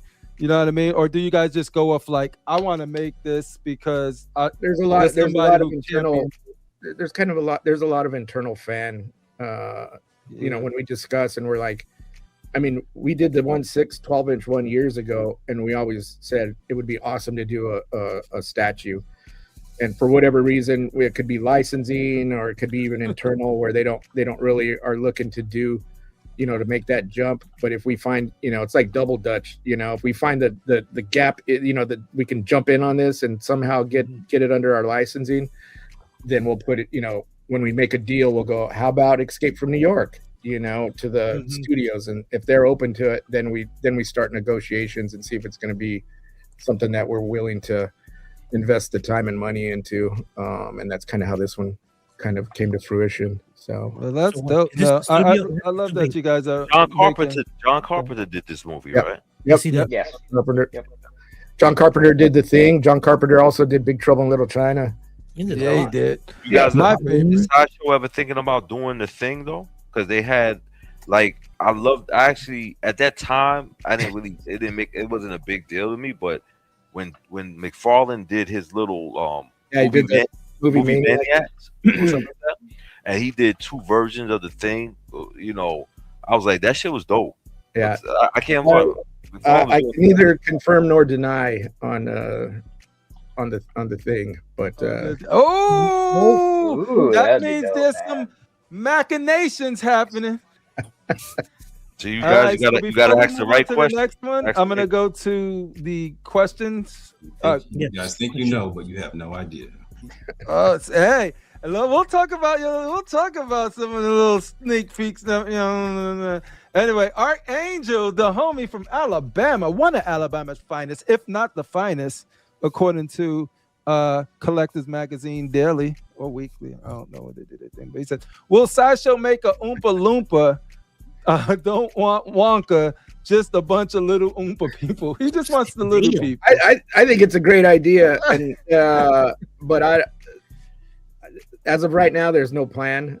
And the unfortunate thing is even though we're joking around and about little people and this, that, and the other, in today's day and age, that could be an issue. You know, if we decided to do that, we could come up the little line by Sideshow about it, and Sideshow don't want to be put in that situation. And I'm not saying that is a thing, but it could easily turn into something. I tell you, this time it sucks to be lame. Now. You got to tiptoe through everything. All of the fun. That's the reason you're not seeing cleavage and butt cracks and everything else in the comic figures. You know, it's like you can't. The studios are gun shy and nobody wants to be offended, and you name it. I think it might be loosening up. I think it is a little bit. It is. Yeah. It has to. You know, Malinoid says this Hulk would look cool with the torn shirt. And like I said, beggars can't be choosy, so I'm happy we get it. But if y'all do it, I ain't gonna be mad at a torn shirt. It would be cool, but then again, it's kind of like the Venom. You know, he has something on him. If you're gonna do a Hulk this big, just do him. You know, he has the torn pants, but he doesn't have a torn shirt on him or anything. Yeah. We got Kamikaze says, any new Sideshow originals coming during 12 days of Sideshow? Because there's 3 days left? How many days are left? Let's see. 3. It's 9. Up to 9 now. Yeah, there were 9. So 3 more. I had to check in because I didn't know what we were going to announce. And a couple days ago, I had to look and see what was on the roster. There's no, I don't. There might be one that they might. So there'll be more originals for sure. We just don't know if it's coming in the 3 days. Yeah, they got 3 days to find out. You got a pool of stuff in your head and you don't know which one. I know what 2 of them are. I just don't know I don't remember what the third one is. Is one of them tune in. Stay tuned. Yeah. One will I can't say, I'm not going to say what it is, but one will be an announcement of a line as opposed to a single figure. An original line? Not original. Oh, a new line. Oh, for one of the days of Sideshow. Yeah. Okay. Guys, we're going to get a line. But is it an original license or is this a license we already know of? It's something we've never done before. Interesting. Okay. Let's just say we've done it before, but not like this. It's the unknown. Okay. And it's not Mythos. Gotcha. Yeah. Okay. Hey, you only got 3 more days. Yeah, you'll know pretty quick here. 3 more days. Vibranium just said, shout out to Vibranium Jim. He says, could you guys do one without the extra? I'm sorry, I can't read today. Could you guys do one without an extra portrait and just be one piece, no neck seam? I mean, we could, but I think since both portraits have been done, I think the intent is that to give an option of having another head. Trust me, the people are freaking out over this seam thing way too much. It's not. I think that the option of having the alternate head totally outweighs any idea of there being a somewhat visible. So you're just confident that like once you see it and it's there, it's not. It ain't gonna stick out. It ain't gonna take away from the piece. And when you display it with your Avengers line, are you really gonna be focusing? Is there the scene? No, I will. Yeah, I will. And you would have to turn him to the side or something like that. You would never see it straight on. Yeah. Oh, so all right. So there you go. Yep. So, but it's up to you guys to feel if it bothers you or not. But from what he's saying, like you have to really be close. Yeah, and it comes down again to like if we did it with one head that's on there, the minute we would say that, because even people didn't know that early on, people seen it and they didn't know we were doing 2 heads. And then what I was seeing were people going, what'd be awesome is they did 2 heads. And then it's like it does have 2 heads. And then it's like does it only have one with 2 heads because we're worrying about a seam on it. So it's like I think it's hard. At the end, it's hard. 2 heads would be you can't make everybody happy. All right, well, thanks for that explanation. X-Men Hooper says, and I'll do my best X-Men voice. Oh, don't do it. Tired of Master having to come on and defend Sideshow for making a regular Hulk when all these little crybaby ass collectors were saying Venomized Hulk should have been regular. Sideshow says okay, and still they mad. It'll be all forgotten when it's released. There you go. Shout out to X-Men Exclusive. He was yelling when he was writing that. Yeah. Shout out to X-Men Exclusive. Glass Joe says, yeah, I'm definitely getting this Hulk 1 hundos. Yeah, Joe. Shout out to Glass Joe. Graded HQ, some of the finest statue imagery you're gonna get on this side of the YouTubes. I could see people possibly buying both, or like just having the Venom and the regular one. Yeah, why not? I mean, how long we got to wait to see all this stuff, man? Because we need to know. Because we got NRDs, and see, I almost ordered that goddamn what you call it, Thrawn and Moon Knight. You know what I'm saying? So, like, I need to see that Revan. Well, not too soon. You need to know what I need to trying to find out where the money reside, right? Shit. Revan, I don't do where the money reside at, my man. Okay, but you talking about money? I don't want to. Before I order, you guys just, you guys take too long. Like you see how Prime One be showing us that shit. Y'all need to just and wait 5 years but for it to come out? Prime 1 shows everything, and then everybody forgets. Still waiting for that Deathstroke next day. No, but we know that Sideshow's definitely coming out with it. So Sideshow has a good record. But what we're trying to say is, what if I would have ordered that Moon Knight just yet today, and then you just now everybody been showing this damn Revan. I would have been mad at you, and then we enemies again. Do you really want? I would expect nothing less. I'm messing with you. No, but it's just that I just wish that when Sideshow would show the little hints, they wouldn't take so long showing. Yeah. You know what I'm saying? Because like Weapon X, they took so long to show. That was a unique problem though with Weapon X, right? I think what happens is because they want to get the buzz out there. And this is just me talking because I don't have anything to do with the admin decisions and how marketing and all that.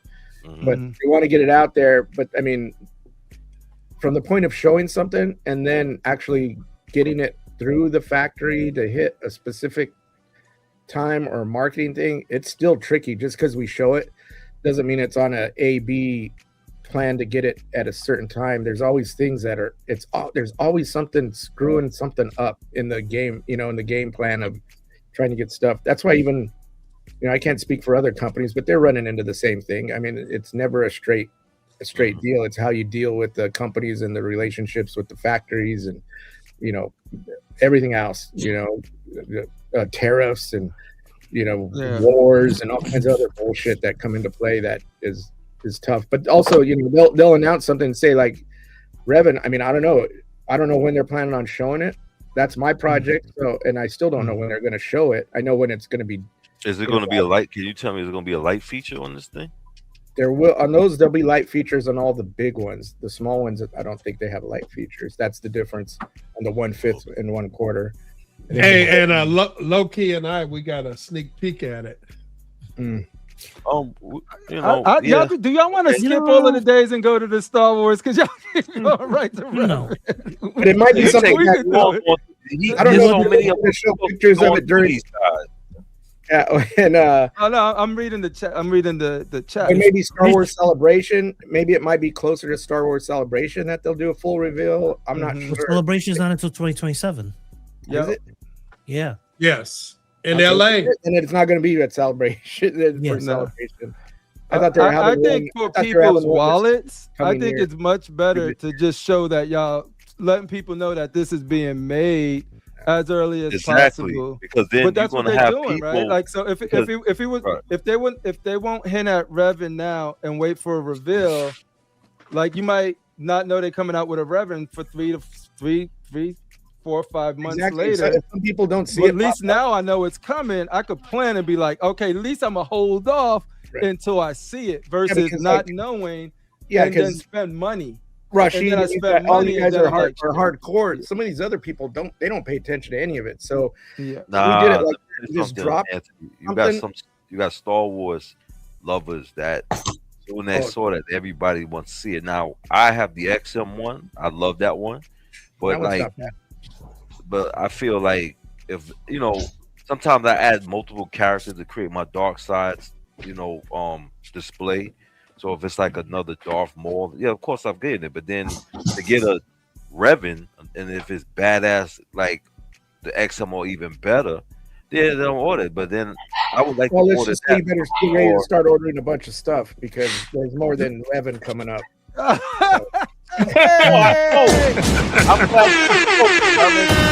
already ordered the Nihilus, but I'm giving you the heads up. I'm giving you the official. He's telling you. He's giving you the yo. Save your money. You know what I'm just gonna do?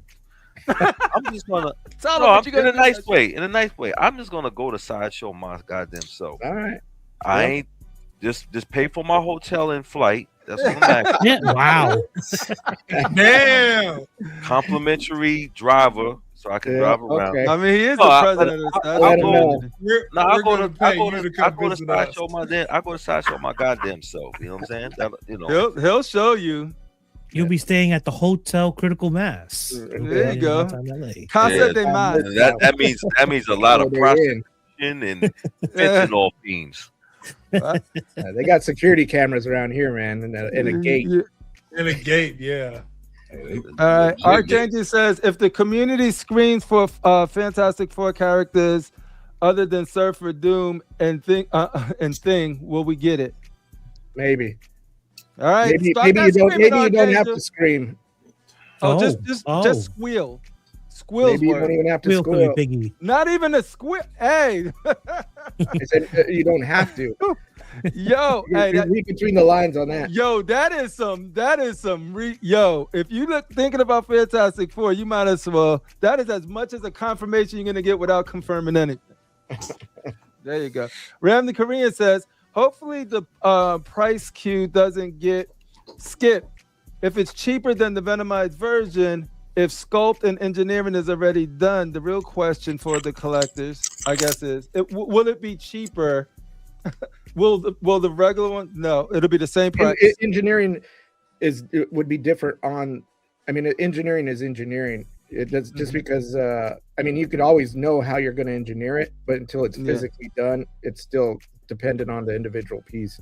You still scoping the other side. You're not paying for somebody to figure it out. You're paying for somebody to actually do it. You know. Yeah. So there we go. That answers it. Mitch says, Anthony, if you make a Terminator, Predator, or Alien, you'll have no complaints. I would love to get back into that because those are my favorite. I would love, personally, I would love to see. I mean, there's tons of Predator stuff out there and Alien stuff. I would love for us to pursue, and I don't know how many people out there are familiar with the Mythos bust we did and the Mythos of both Alien and Predator, the bust. A guy by the name, a buddy of mine, Paul Komoda, had sculpted them, and those things sold out like that, and they're awesome. I have them in my office right in front of me. I would love for us to do the full figure of those characters rather than, Is that the first Alien bust that he did years ago? You talking about? No, this one was done. I mean, it's been years. It's not it looks like kind of like the original Giger bust, but it's slightly stylized. But it's very Giger-esque. It's not some of these goofy ones from the follow-up movies. I mean, I'm biased on my Alien and Predator stuff. I'm not a fan of a lot of stuff that's came out of the first two movies. And how come they brought back like certain life-size statues, but they never brought back K2SO? Because a lot of people would like to catch that, because you have a lot of people 3D printing that character, and Sideshow did that one, and it's like he sold out. Yeah, and he came out awesome. K2SO. Right. So how come they don't bring him back? That was a tough one, and the factory that we worked with, that we used to work with for years, like for past 20 some years, more than 20 years, is no longer around anymore. So if you don't have if you don't continue to, there was a lot of R&D going into that piece with the factory.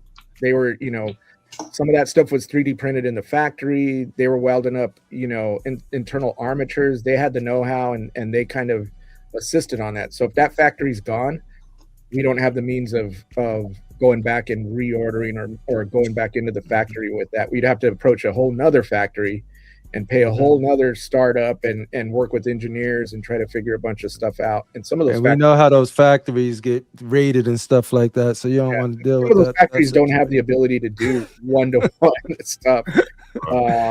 So yeah, that was that's on that. I love that piece. I worked on that one, and that one came out great. But nice. Yeah. Mitchell Lawrence said, I'm interested in this snake piece. So that's dope.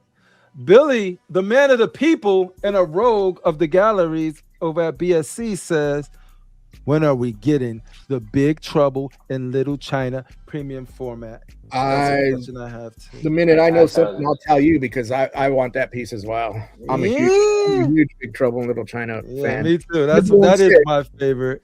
We did the 1/6, so I think if Pliskin is a success, and some stuff that we're doing that I can't talk about is a success, it might line us up for maybe possibly doing a Big Trouble. Woo! All right, guys. May the wings of liberty never lose a feather. Fans, get this.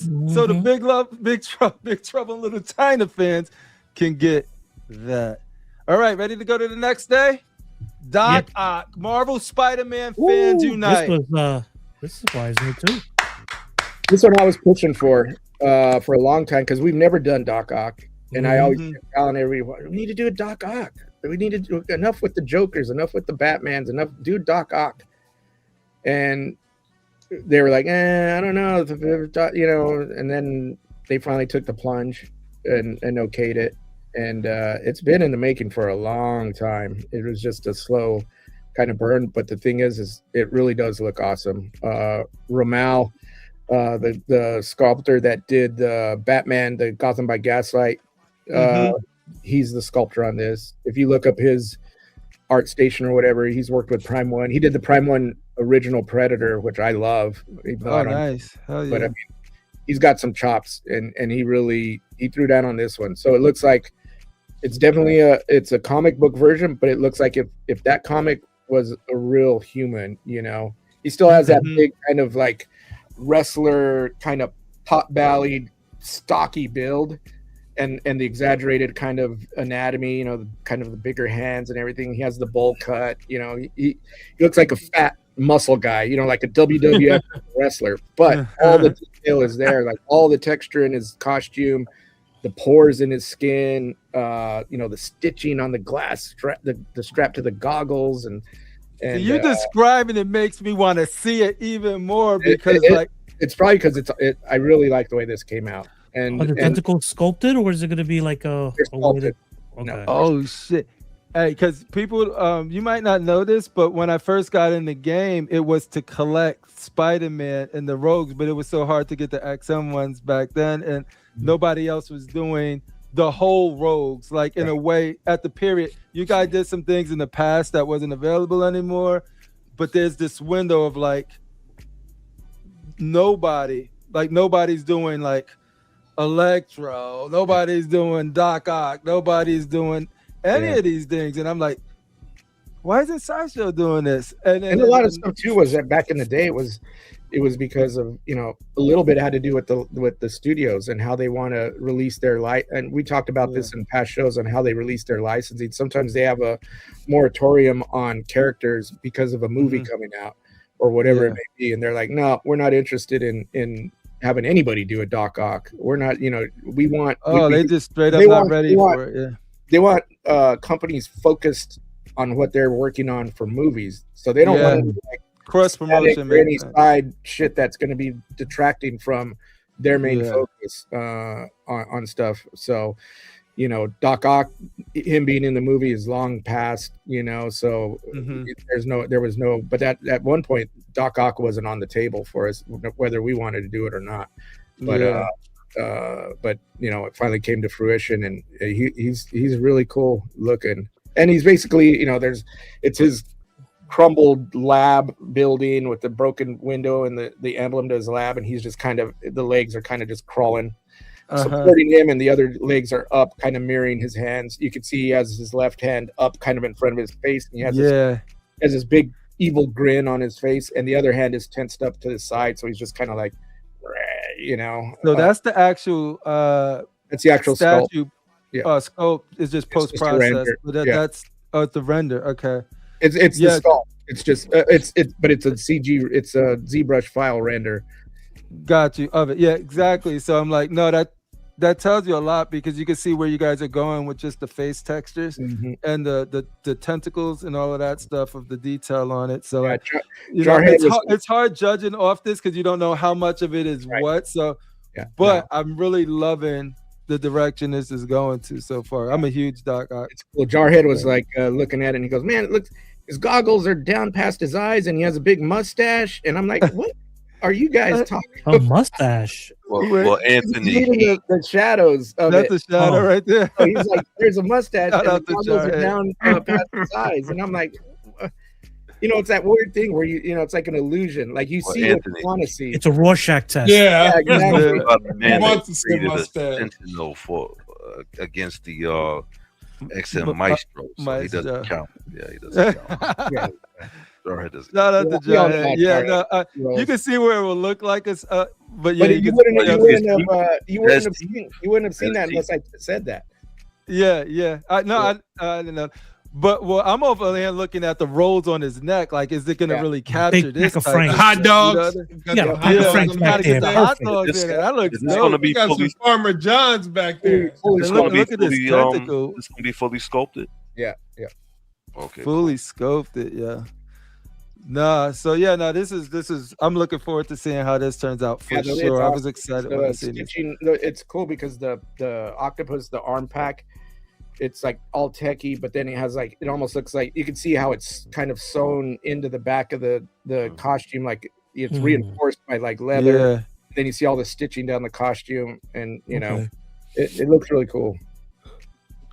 No, this is dope. Yeah, there's this guy. What was his name? Bruemont, or what was he used to do reviews, and he had a beautiful Spider-Man collection. It was so inspirational. I used to watch his reviews, and it was like, yo, I think I want to get into the Spider-Man stuff.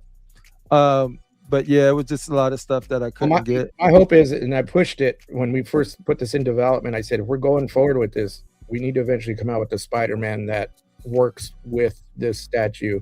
So people get this, then you have a Spider-Man that can go like they're going to square off. So if this does well, hopefully we can do it. The only thing is that there is the Spider-Man movie coming up, which might prevent us from doing it. But when the time comes, I still want to push that we have a companion Spider-Man to go with this. No, this is awesome. Yeah, so we're gonna move. Anybody else got anything to say about this? Excited for this, or just mad on this? I'm excited for it. I can't wait to see it.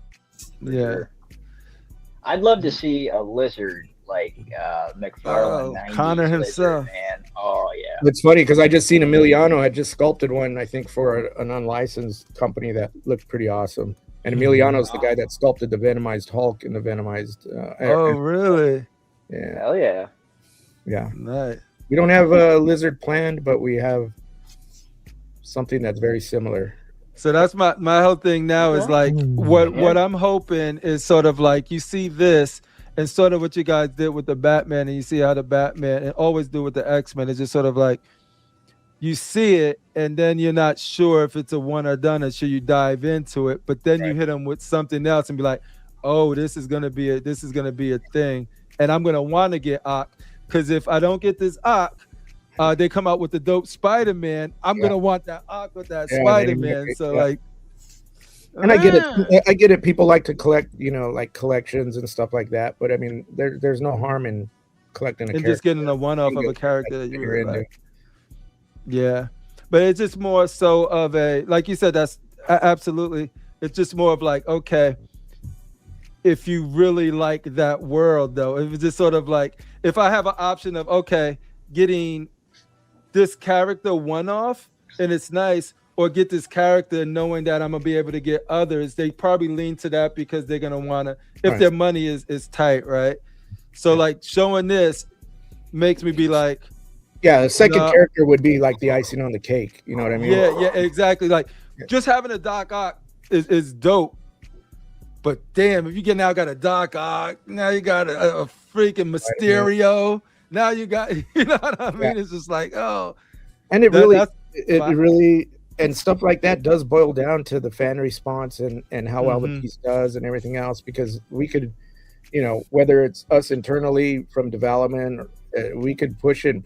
But if the numbers don't justify it, no matter how much everybody's kicking and screaming for something that could be really cool, it won't happen. You know what I mean? I mean, there's just because it's like it's not good business if nobody's buying type deal. So it's always something that we always have to go back and forth and figure stuff out, and try to. But I mean, it's never where we as artists or development or in the development area where we're going, nah, that's dumb. That we would never want to do that. If it was up to us, we'd be doing everything. We'd be running everything, But that's why it's a miracle when the wants of like the people that want to create this stuff, like the people that sculpting and painting all of that stuff, when they get to work on something they want, but then also it lines up with what the company goals are right now and the licensing they have access to, and then it lines up with the fans that actually really want that. Like when that comes together, that's when it's like magic. I think. That's when you see the unlicensed stuff when people want to make comparisons and they're like unlicensed this or customs that or whatever. It's like, yeah, they're just like us, but they're not playing by the quote unquote rules of a licensed company. They can pick whatever they want. They can sell whatever they want. And y'all want nipples on it? Okay, I got it. You want titties out on something? We're doing it. You know, whatever we want. It's sky's the limit, man. They can do it, and they can do it quick because they don't have to. They're not answering to anybody. They one person sculpt it, collect the money, get it through factory, and be done. And until a studio or somebody goes in there and gives them the Al Kabong or whatever. But you know, this is why I'm shocked how fluid you guys are as this huge machine, right? Because it's like there's a lot of battles.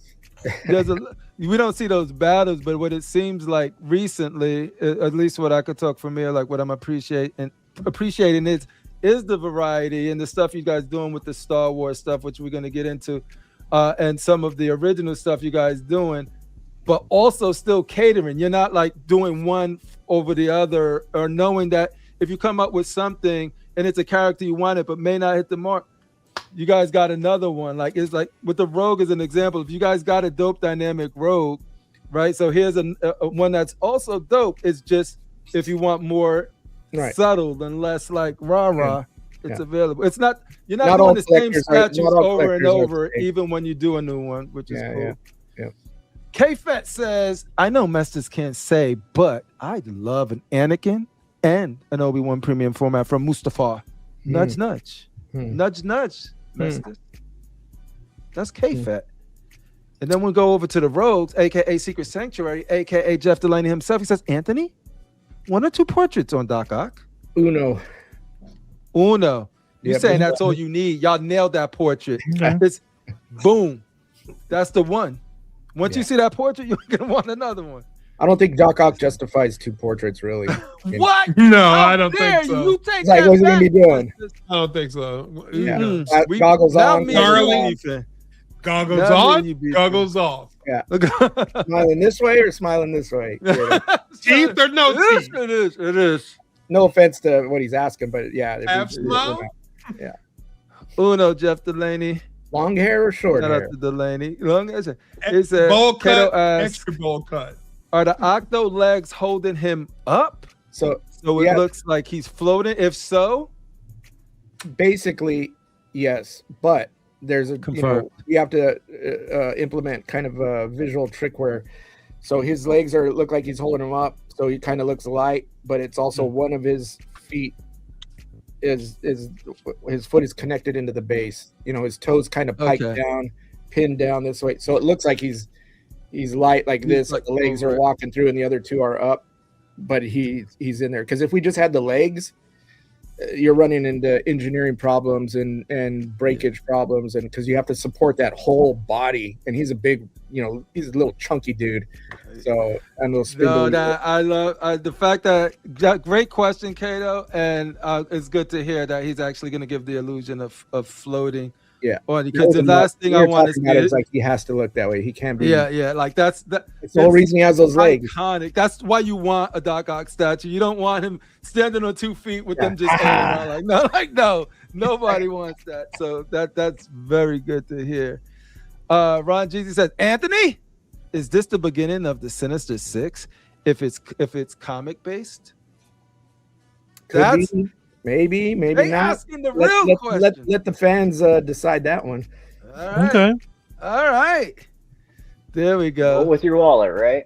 Yep. Exactly. Cypher says, this was so good. Metal Gear Solid was born out of this. Oh, he was talking about the movie. Yeah. Shout out to the Escape from New York. He's talking about Yep. And then Venom Check, El Fuego himself says a Sinister Six line. Let's go, Masters. Hey, I'll put it out there. I'll let him we're going to move to the next one. But we have 4 more, so I'm going to need you to speed this up, Crippler.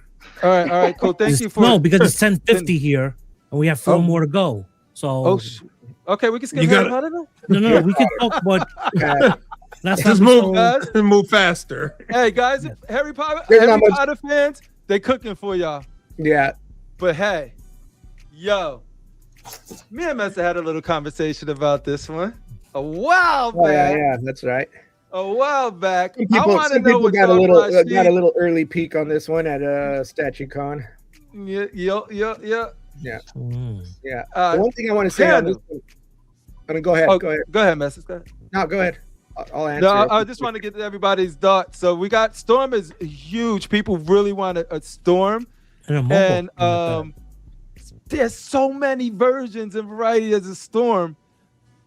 Unless you're in customs, I haven't seen anything like I haven't seen the punk rock Storm, Mohawk Storm done in the license, right?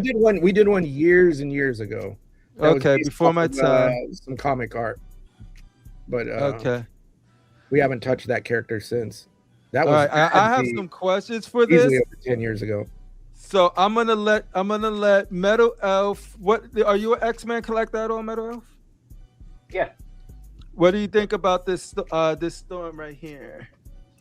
Well, concept, because we're not seeing the statue. Yeah, this is the concept. Yeah. Yeah, I like it. I mean, I'm a fan of this story, back in the Claremont days from I think the 80s when she went punk. So I liked it. She kind of lost her powers. It's kind of a weird transition thing. It looks cool though. Yeah. Nice. Darth Rashid's away. Low key, what do you think? You think they're doing your girl justice? 2 words: badass. Badass. Low key got eyes on it. I don't know what he's talking about. His pupils made contact. He's not saying it. I'm saying it. So there, it's in the clear. There, they got a little looky look on it. But other than that, that's where that ends on low key and Crippler. Crippler, yeah. So tell us about this. Why did you guys choose punk rock? Because I do think like you guys just came. If I was to guess, but you can answer me. You guys just did a traditional Storm. Your last Storm was more traditional. Cartoon animation as well, animated series. And I think everybody thinks it's like, oh, you guys just came out. It's like that piece is old. That thing is old. So I think in everybody's mind they think it was more recent than what it was. But that's the thing. If we were going to do Storm, we weren't going to do another revisit the same version of Storm, and we always felt like we need to do the punk rock version again. And people have been asking, and what about punk rock Storm? And it was like, oh, we're going to be doing one. So it just kind of worked. It just kind of worked out. Who's going to be the sculptor? Because the sculptor is Raph Phillips. So he did a big giant Wolverine that's hunched over. That looks kind of like the Capcom-esque, the big one with the slashes in the base. Thing's impressive. Yeah, he did Black Panther. He did the gothic kind of Batman bust statue. He did another piece that will get revealed before the end of 12 days, or won't get revealed, but it's part of 12 days that I can't say. What else has he done? I remember Sideshow did the first one, and I know everything was good except for the face. Yeah, that was an old one too. I gotta see how this is going to look before I could say anything. And everybody was, like kind of picking this thing apart. I don't know if people realize it's like this is concept art. This is just like, hey, this is what we're looking to do. We're not saying make her face look like that, because people were like going, it looks like like it was sculpted already. Yeah, that's why I'm not talking. That's why I wanted to be clear that it's a concept. Because I always liked this Storm. I was hoping that one day somebody was going to. Y'all heard the final boss. What should we call it? When she got her own hammer, got the thunder. Oh, the goddess. The goddess of thunder. I kind of wanted of her like that, but Storm. I always followed X-Men when she was like this also, and she was badass too. The cool thing about this one is we went into this one like we wanted her, to look like she was badass and strong, but not overly, sexy pinup-y, like you see a lot of that stuff. I mean, she's sexy, don't get me wrong, but it's not all glammed up. She should still have that kind of punk rock edge to her in her look. And I think we got that down pretty good. The cool thing too is you don't see the base, so she's like if she's light on her feet, like she's kind of like starting to float off of the base. She's not like totally lifted off the base. The lightning is kind of like if it's either emanating from the bottom of her feet or if she's pulling lightning up through the ground, however you want to interpret it. Because I know y'all put this one. I guess she has her powers, because majority of the percentage when she was like this, she didn't have her powers. Yeah, I mean, I think compositionally they wanted to wanted to tie some stuff into her, so it's not like she's like shooting shit around or anything like that. It's just kind of like where it's like kind of like crackling off around her and it's starting to kind of climb up her arm. The cool thing is it will be lit up, and I've seen it. We have it here. The one that we have is lit up, but it has like a random bright flashing strobe in the lightning effect. So when it's on, it's like it's clacking all over the place. Oh, so yeah, so it looks really cool. I'll play some sound effects with that. I really want to see this one. Yeah. I'm not sure when we plan on revealing it or showing it. But once I find out, is the mohawk a certain length? Is it short? It's pretty high. It's pretty high. And I'm talking about the back tail though. She has like the long ponytail kind of that goes out to the back. Gotcha. Yeah. Cool. Yes, Rashid, you're gonna love it. So, like I was saying, I was playing. They have a skin version of this, in Marvel Rivals. Yeah, on Rivals. And then back then, I was just sort of like, I like Punk Rock Storm. It won't be the first Storm I get though. That was my opinion back then. Then I started playing on Marvel Rivals, and I think I linked you. I was like, if y'all make her look like this, I might change my mind. I like that skin on that Rivals one. That one's pretty dope. Yeah. And I was like, if y'all make it like this, I might change my mind. Yeah. But then, but she does look badass. And I think, Crippler, I have to ask this for Star Child. Oh, go ahead real quick. I was going to say, with her being like this, like Chris Claremont, like, he really dived in the character. Like he really made, like, you know how the stuff that goes on in these movies now, where we saw aliens. You respected Ripley, you respected Sarah Connor. Yeah. The way badass she was women before they were like before you didn't even have to. They didn't have to force Storm on you. That's kind of what we're going for. Made her a strong character. So she would like basically tell Wolverine what to do. Yeah, that's kind of what we wanted to. That's kind of what I was saying earlier. Like she looks like a badass. Like she's not like somebody to. She's not over them or just kind of a background character. Is it one portrait or more than one portrait? One portrait. Okay, cool. Yeah, that's what I was gonna ask, because Star Child was like, I like it, because that's what I'm saying. Like, he sees this, or he'll watch the show, he'll do something. You guys get an announcement. He's subscribed to all of the newsletters, right? So he'll hit me up, and we'll just start talking. But he's just like, I kind of want a traditional head sculpt too. I know it ain't gonna match, but I need it with long hair too. And I was like, I don't know. That's when somebody could get a custom one and then hack off the head on theirs and there you go. Get creative, whatever. But no, I also respect that your vision is this is punk rock, because I never liked switching heads and then just to say you have the other version when it doesn't match the original. And to get down to it, the licensors would never allow it. Hey Anthony, I'll take the head off of the last Storm I got and put it on it. There you go. There you go. All right, let's see what questions people have about this reveal. Okay, I think you answered this, but I'll ask. Rated HQ says, let me click it. And it's in paint now, so it's already been sculpted and everything. And it's almost paint will probably be wrapped up in it this week. It'll be done. Nice. So we might see a sneak peek of this soon. The eyes aren't lit up, because that gets a little tricky to try to light up eyes through a body like that. I know it would be kind of cool. It would whited out eyes. And I'm not going to say never, because it could be somewhere in production where when we go into the factories, the production manager might go in there and say, "Hey, how hard would it be to light up the eyes?" And they might go, "I don't know. Let us give it a try and see what we could come up with and the cost and everything else, and it might work out." But right now we have the lighting already in it, and the eyes aren't lit up. But it doesn't take away from what's going on with the piece. And you said the light. You already said that the base lights up with the lightning, and the lightning's gonna dance. It's gonna actually randomly kind of flashes, kind of carries up. Nice. Legend says, I don't think punk rock Storm will be that popular, but he could be wrong.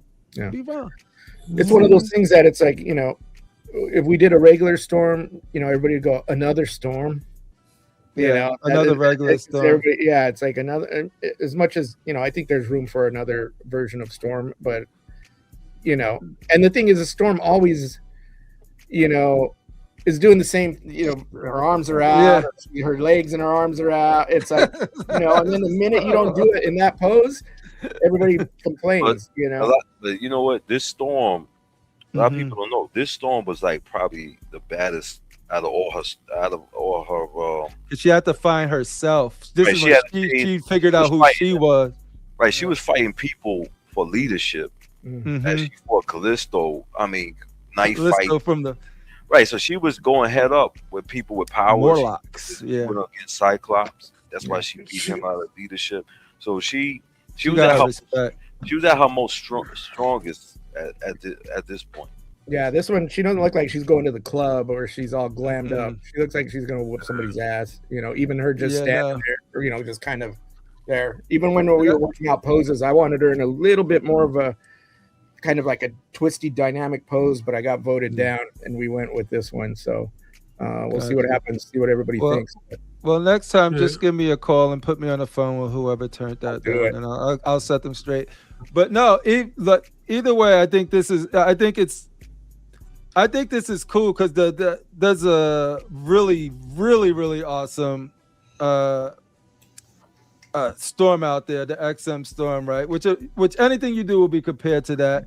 This gives people an option to get a punk rock Storm that's completely different and have a different version of them to complement it if they have that one and want to capture this version of Storm, because it is a different, mentally and spiritually, she's in a different place when she's punk rock Storm. Yeah. And it's cool to be able to capture that and have that in the statue as well. So that's dope.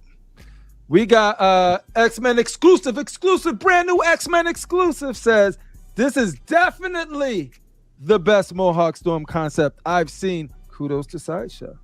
Thank you. Yeah, I think people will dig it. Yeah, I'm excited to actually see it, paint it, all that good stuff. Yep. Jeff Delaney says Storm is fully sculpted? Question mark. Fully sculpted, Jeff. Fully. Cool. All right.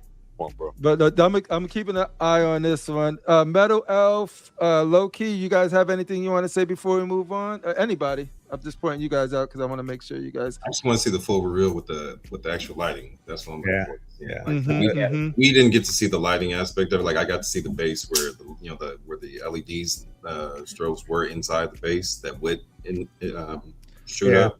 Yeah, you didn't see the lightning on it or anything because it was taken off. So we didn't. That itself was fire. We both it's funny. Critical saw it first. I was looking at something else. He's like, "Well, what you think about this?" And I turned around. I was like, "Oh shit, okay." Because I wanted to see the reaction to his face right there.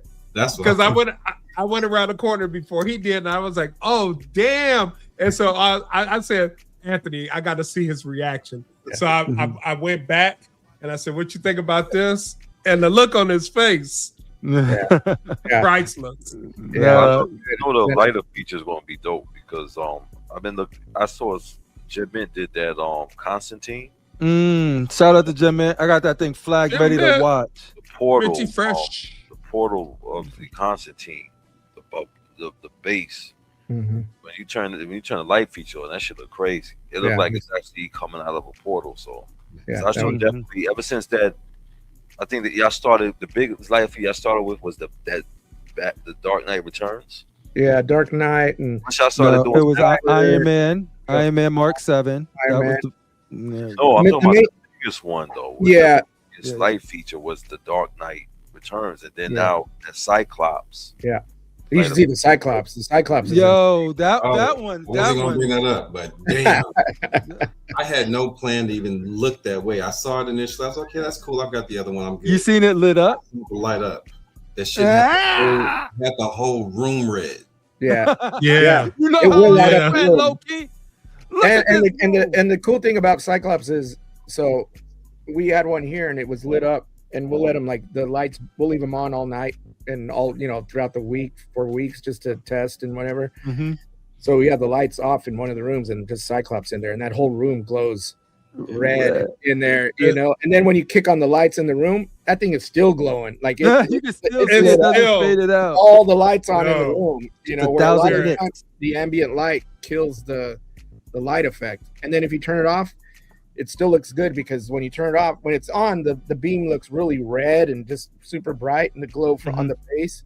When you turn off the lights on the piece, the beam is that magenta with kind of like white highlights, very kind of animated scene, you know, that very magenta pinky looking beam. But when you have it on, it's like super bright, you know, red. So it's very impressive. That one. But see, this type of disrespect will not be tolerated in Puerto Rico, in America.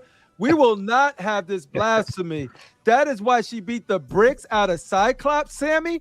No. Gotta kind of agree with him. Gotta agree with him there. And two, Rashid. And two. Nah, shout out to Edwin Diaz. But yeah, no, she did lead the gold team, so she did lead the gold team. To kind of jump on that, you know, what Rashid was asking about the light, you know, on the previous pieces, the lighting, a lot of that is due because prices in LEDs and LED technology and everything is cheaper, right? Evolved, and it's cheaper. They're doing those silicone LED pieces that bend. It's like a little silicone wire, so you can get these things into. That's why we could do the porthole on Bishop, and we could do some of these lighting effects and light the whip on Ghost Rider. A few years ago, we would have never been able to do that. There's no way you would have been able to get lights into something like that without really. Real quick, Anthony. You know, a lot of money. Yep. I know the Sideshow's going full X-Men. Not that I'm complaining, but why do you think they didn't go full X-Men back in the days? Like, everything was Spider. You know, I felt like they gave Spider-Man best type of sculpts, and the X-Men at that point, the poses wasn't really that great. You know, I think it's. The change of guard. That's when they did the circle bases.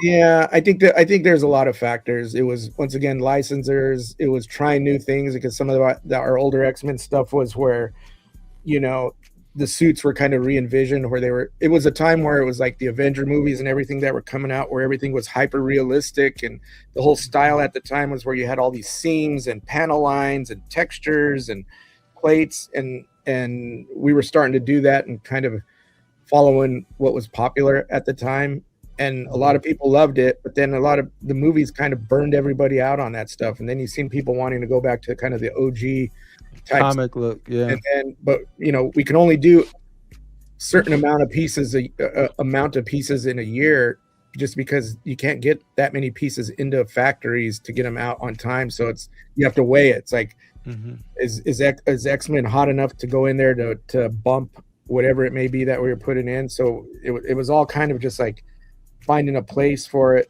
And then once again, X-Men is not a hot thing with the studios. You know, you got Sony and you got everybody else fucking up the X-Men movies. So when it comes time to try to do, and even though it's not we're trying to do X-Men movie stuff, it still ties into the X-Men property, to where, you know, licensors are kind of like, no, this is what we want you to push. This is what's hot right now. It's not the X-Men.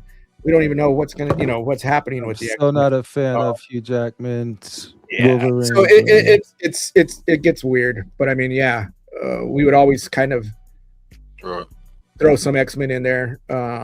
You're going to see a research. I mean, you're seeing stuff that we never did back in the day. You'll see something that's going to be coming up in the 12 days. A couple things. that are XCOM So related. I'm gonna ask you about the rest of that. I'm gonna try to get as much out of you. I'm so glad y'all redeemed MODOK from that stupid ass movie. Oh yeah, that was just a weird wacky one that we went with. We just said fuck it, you know. That was one of those things where we were like, we have the opportunity to do this. Should we do it? Maybe not. But it actually is actually comic book. You know what I'm saying? Yeah. When they did MODOK out of that Ant-Man movie, I was like, how y'all F up this character? I didn't even watch that Ant-Man movie, and I'm a fan of the Ant-Man movies. And that one, I was just like, I don't know about this. It ruined Kang the Conqueror, dude. Like he loses to ants before. Like, who's gonna be scared of him? That was just Ant-Man. Imagine with the rest with Thor and Hulk and all of them. Anyway, Venom Tech says, Anthony, I got to give it to y'all. Your lights on statues are so badass. Yeah, thanks. Keep it up, man. That's one of our production managers, Callum Cunningham. You know, he's kind of taken upon himself to work with the factories and get this whole lighting deal dialed in. So kudos to him, because we got to talk to him and we got to talk to Tim. I want to talk to those guys. Yeah. We'll get Tim in. We'll get Tim in. I don't know if Callum will come on. I mean, he may be right, but I don't know. But shout out to him because he's working with the factories to get stuff in. So once we work with factories that are putting lights in, all of a sudden it becomes like, hey, we want it like the one we did before, but like this. So you start building up a work relationship, and there's not a lot of trying to figure shit out. They kind of know what we're looking to get. Just in I love that y'all ran away from batteries, dude. Like that, like people still do batteries. Like it's weird because I was talking to somebody. I mean, I think the power plug is definitely gives the power more charge, but I think people did the batteries because at the time people was right. They would just put their statue anywhere to display and just press the button.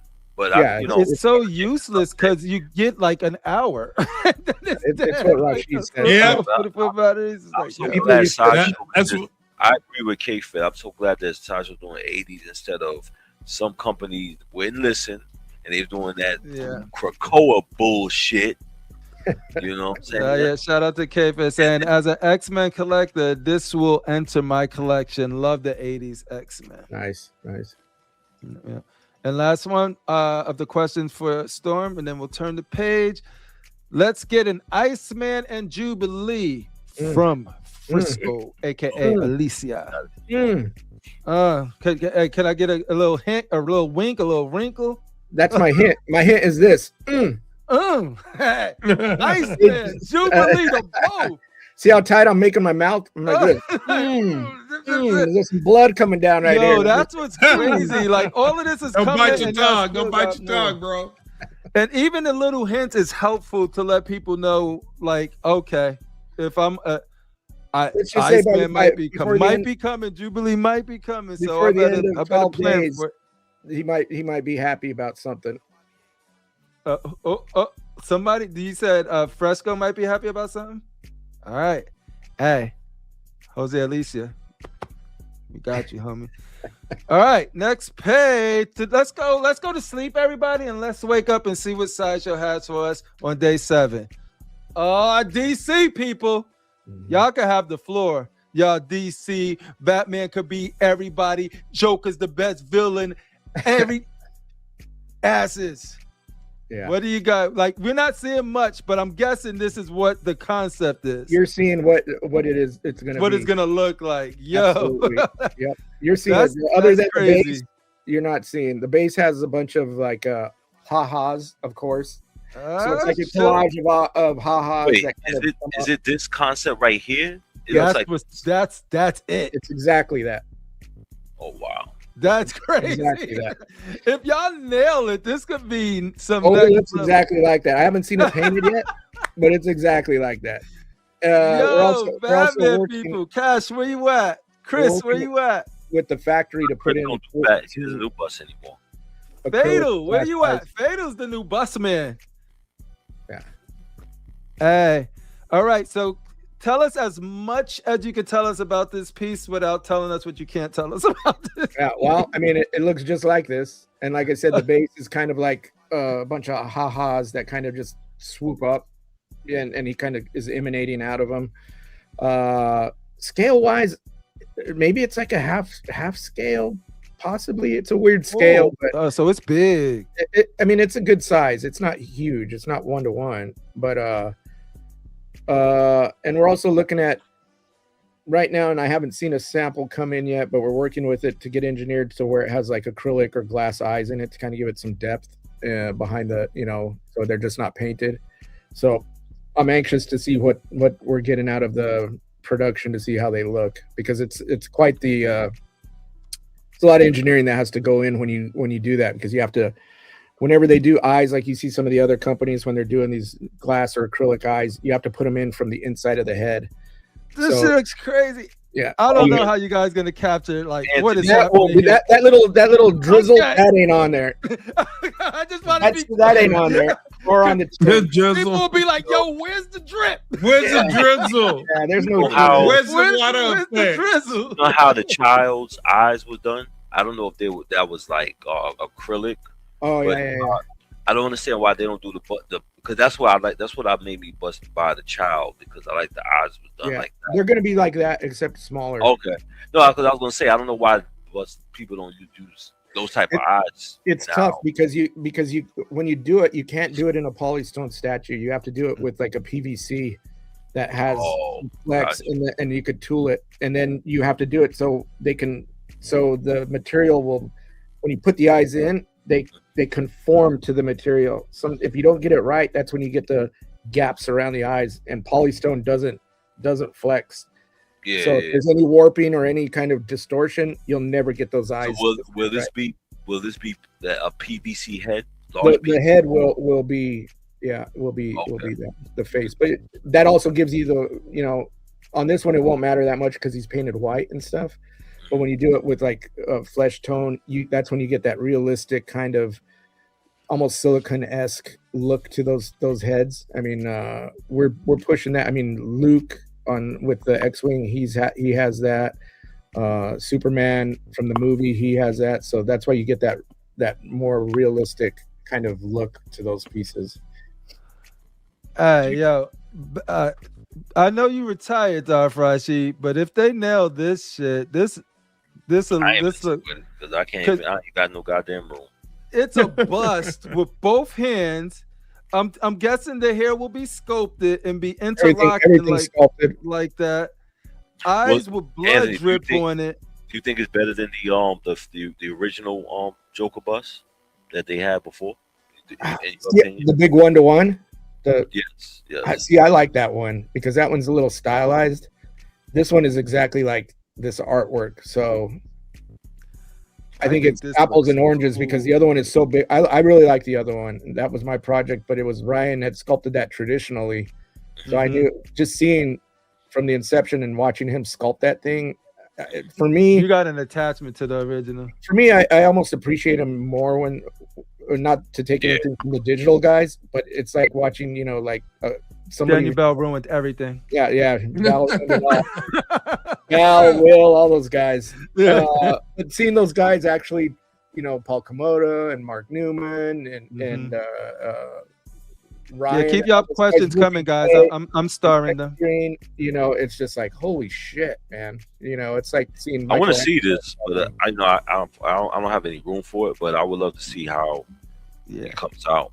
Like the cufflinks and the gloves, if they nail all of this stuff here, dude, this will be like that type of bust. This reminds me of some shit that will fit right at home in Fatal the Collector's background. Like he collects those busts and too. It's not huge. I mean, I think the shoulders, I mean, it's not huge to where it's gonna engulf the space. I mean, it's not tiny either, but it's not a 1-to-1 at all. But what I love about it is you see busts. I'm not a huge fan of busts. I don't collect busts, but the reason this is sticking out to me from the concept, at least, and what I'm appreciating is sometimes they try a little too much where they'll give like Thor a hammer but one arm and it looks off, or give a shield one arm. Like the fact that two appendages is still there. Sometimes people forget what a bust is. And then they start doing from the waist up. It's just like missing legs. It's like, that ain't a bust. It's got to be from here up. And then the fact that you guys found a way to keep a traditional bust, but So also have both hands on it and still keep it to where it's not like super wide or whatever. It's Hold on. cool, and then it captures. So for the people in the audience, say it one more time. Is this a 1-to-1 bus or no? Not 1-to-1. No, No, it's one. maybe half scale. I'd have to take a measurement off it, but I think it's about half. Roughly. Half scale will still Half give to you the 1/3. impact. Might be. It's been a long. We've had this piece forever. It's been done forever, but it went on the back burner. So it'd be like a legend, like it'll be like a half scale, like how you did the back in the days, the Wolverine, the Venom, those half scale, those type of buses. Yeah, kind of like that scale, I would say. But he's a little bit bigger because he has his both arms, and then you need a little bit of a base to support him up. But the head wise, and it's always weird with Joker because his proportions are so exaggerated and elongated, so it's always hard to get a even if he was half, he seems bigger because his face is so stretched out. So gotcha.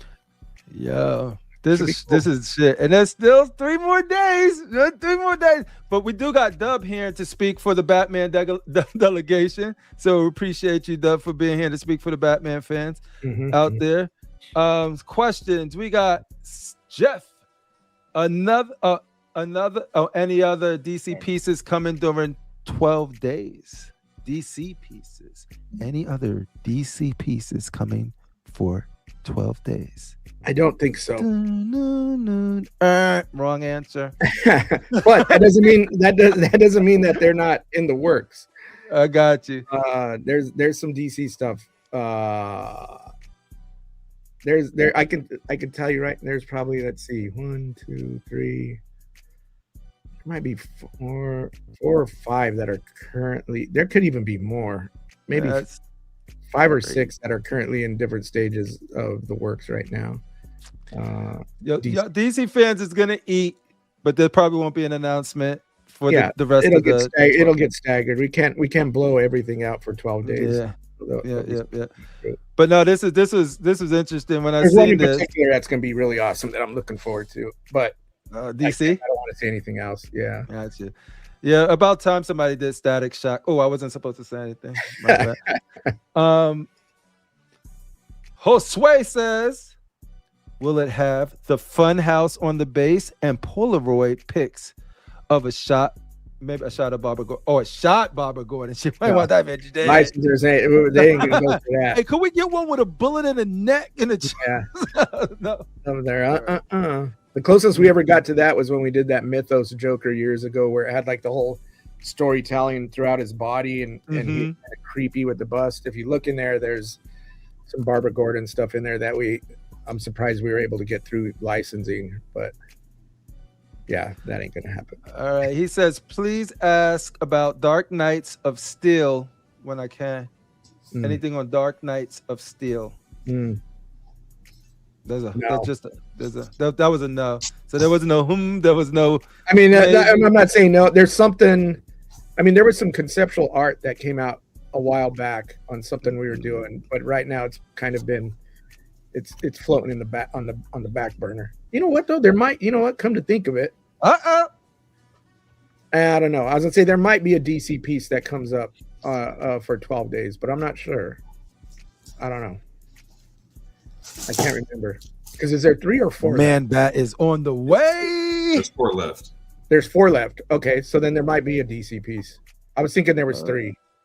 So okay, I think there is one. All right, we got Toyko. It says, I want to see how this will compare to the one I have in the background. What do you think? Oh, I'm sorry. What do you think he would like better? Shout out to Toy Quest 101. Yeah, he hit me as well. He said to ask, is it better than the one he got? I don't know. Which one did he get? Which one did he got, Loki? Which one did you get? Just respond.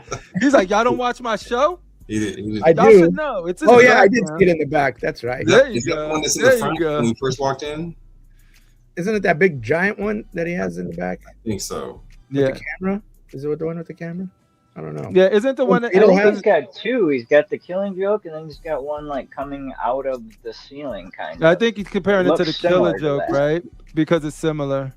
Yeah, is it the one with the camera or no? With the big giant one? Yeah, he said, bro, laughing my ass off. Yes. It's like apples and oranges because it's two. That one's gigantic and this one's smaller. I think they're both good in their own ways. Because I was thinking, is it the one that Fatal has with like the roller coaster and shit going around it and the camera and all kinds of crazy stuff? Or I don't remember. I do mix up Fatal and Toy Quest. They look exactly alike. So I mean the ones in the back. I mean I know Fatal has. I remember when Fatal did the unboxing for that one. He said yes, same one. Yeah. Now this ladies and gentlemen, this one's a little bit more conservative compared to that one. We got royalty in the house tonight. From the Minty Fresh Empire themselves, home of the Minty Fresh Morning Show, we got Gem Mint. Just wanted to say, killer paint on Constantine Masters. I was just telling them, Gem, that I got that thing saved to watch later. So I can't wait to see that piece and what you have to say about it. There was a few people that worked on that. Guy by the name of David Fisher painted on it, and then it came in, and then Bernardo Escobar tackled the Shout out to Bernardo. And then I jumped on the base. I had to do all the demons and the monsters and all that stuff in the back. So it was a team effort on that one. All right. Cypher says, would you start doing 1/3 scale DC full statues, not these little people statues for these little people? We want big boy men statues. There's a hole in the market to fill them right now. Yeah, 1/3. We're not looking to start doing 1/3 stuff. And that's at this point. I mean, I know a lot of people like that because it's almost like, it's 1/3 is a show, like a show-stopping scale. But the majority of people are like, we don't have any room. Stuff's too expensive. How many boxes is this thing going to be in? How much is shipping? We have to take all that stuff into factor that in when it gets into those bigger pieces. And right now, economy-wise and business-wise, it's probably not the smartest thing. Now, if Prime One and PCS want to go that route, by all means, yeah, and I think that's the thing too. It's just sort of like it's kudos. Like you see us give companies shit, like just poking and all of that stuff, just having fun with it when it's sort of misstep. But we also like to acknowledge when companies do things right, and then all of the stuff that's going on with tariffs and all of this stuff. And how you guys were able to navigate and hit us with releases. Like you guys literally feeding the streets right now, right? Because everything would be so sparse. Like, you know what I mean? There will not be enough to talk about. They'll just, let's go kick it with Rashid and the boys, right. Critical Mass and AK just to talk, but we ain't gonna be looking at shit. It's just like, But the fact that you guys were able to still deliver in a consistent manner, I think it's overlooked, and that's crazy in itself. I appreciate it. From DC to Star Wars, and it ain't just one thing. It's like the game, and it's probably because you guys keeping it at the 1/4 price point and still able to sell. You have to. It's not. It's crazy. It's not It's too crazy because the fans. I mean, I'm just like anybody else. I love seeing awesome things and talking about them and looking at them and decide. But at the end of the day, how many people are going to be actually dropping the money to buy that? Especially if they're like, have a bunch of pre-orders or they're buying a bunch of 1/3. It just becomes a topic of discussion, and people aren't willing to put out the money for it. I mean, there are people, but not. People are going to want a nice quarter scale then before you jump into, those enormous pieces. I think a lot of those are just like ooh and ah showstopper things to see, but at the end of the day, they're like, you see even on the shows like after Prime One, everybody looks at them, they love to talk about them, they look great. And then they go, so who's buying this? And you hear crickets. You'll hear a couple people that'll be like, oh, yeah, I'm getting this. I'm buying one of them. We're going to get to that. Let's see if we see that in your collection in 3 years. If you we'll see. I bet you will see it in my collection. What? Some of those Prime One pieces. Jeff asked, there must be an absolute Batman in the works, right? Do you mean absolute as a quintessential Batman? No, as in the comic book version. Or that new version, that new version, that one that looks like he has butterfly wing, like weird wings with one has an axe in his chest. The cape is his weapon as well. Read the book. It's It's not that bad. Yeah, I mean, someone recommended me the book. Who was it? It was my brother-in-law, actually, on New Year's, a couple of days before New Year's. I think it was New Year's Eve, which would have been yesterday. No, yeah, yesterday actually. He was like, "Yo, if you haven't read it yet," he's like, read it. So I might give it a try. I've been burnt with comics. Every time somebody recommends it, I'm just like, it's trash. Yeah, but I'll see. I usually I go by off the visuals, and then I'm like, what the hell is that? And then if it doesn't spark just me personally, I'll look at them going, I don't know about that. It could be. If Sideshow was to do one tester, 1/3 license, which one would you guys want it to be? Random wants a Magic. He's a man of good taste, though. 1/3 Magic. Yeah. Who would you guys like to see Sideshow do one tester, 1/3 statue? Let me know. But we're gonna go to the next day because we're gonna go to sleep again. We're gonna wake up. This surprised me too. I thought it was gonna be all, like I said, no offense to all of the Willy Wonka fans out there, but I was like, oh, this might be a lot of that type of, not for me, happy for you type of stuff. Mm-hmm. But then I was like, bah. And then we wake up, we wipe the coal out of our eyes, and I said, I'm still dreaming. Mm-hmm. And then I'm like, no, this is real. And some people has eyes on it. I'm jealous of them. Mm-hmm. Darth Revan is my #1 favorite Star Wars freaking character, period. It was the only story, Knights of the Old Republic was the only story that captured the essence of the Star Wars trilogy, original, and told a totally different story while giving you more lore of the Sith. And when you find out the spoiler of this, it hits you just as big as Luke, I am your father, if not more. So Revan is that dude. When it comes to game, like I said, I'm a fan of Star Wars from the original trilogy, and then Knights of the Old Republic and Knights of the Republic 2. And then, there was some other Elseworld stuff, but yeah, Revan's badass. I don't know. He is badass. Ray Jedi. I don't fucks with you. I don't mess with you. Y'all both. I'ma do me. That's why I made Revan so dope, because he wasn't like being such a He's like a Ronin kind of, isn't he? Is he kind of like? No, he pretty much. I'm trying not to spoil it for people who didn't play the game, but I'll be happy to spoil it. Just spoil it. Well, no, you play this. All right, guys, I'm about to spoil the end of this shit. So if y'all want to play Knights of the Old Republic. I already spoiled Escape from New York. You might as well spoil this. So you play through the whole game, and Malgus, you think he's the fucking bad dude, and like this bad dude is just like taking over, but you lose your memory and you growing and you chilling with the Jedi, you doing missions, you learning about the Sith, and then through that journey, to make it short, you find out that holy shit, you finding out how bad this dude was, how you want to kill him, how could somebody do that? And it was you the whole fucking time, the player. And you get that thing dropped where you be like, yo, shit, I'm Darth Revan. And that's when he loses it. Just be like, you make a choice still, because it's an RPG. You could go back to your roots and end it that way, where you all right, let me take it forward. Or you can be like, nah, I'm changed.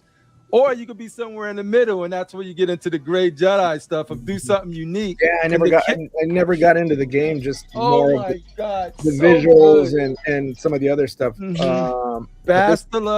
I'm sorry, go ahead.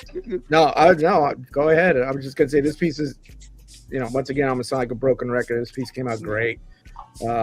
It's all sculpted, no cut and sew. c.O.c didn't do it, but we wanted to keep it in the same vein as that dynamics that a lot of the c.O.c pieces had. I mean, c.O.c, when they designed their stuff, is very visceral. Visceral, yeah. In intent. We went that way. It also has two portraits. So I'll let you know. That's a little something there. So can I send you my Darth Revan? Because you get to create your Darth Revan and how he looked. I'll send you how mine was, and then when you take the mask, have your head on it. No, it'll be the character of my Darth Revan that I created. My canon Darth Revan. It's dope. Yeah. Yeah, But- no, it's very cool. I mean, the pose is, he looks badass. I mean, he's not jumping and flailing around. He's kind of just standing there. Well, I mean, I could describe it. He's standing there with his arms down, double sabers lit up, kind of lurching forward, cape kind of flopping, flying in the wind to the side. He's very intense. I think, you know, he's almost like the Wolverine of Sith. He's just kind of like boom, like he just ignited the two sabers on the side, and he's like ready to fuck somebody up.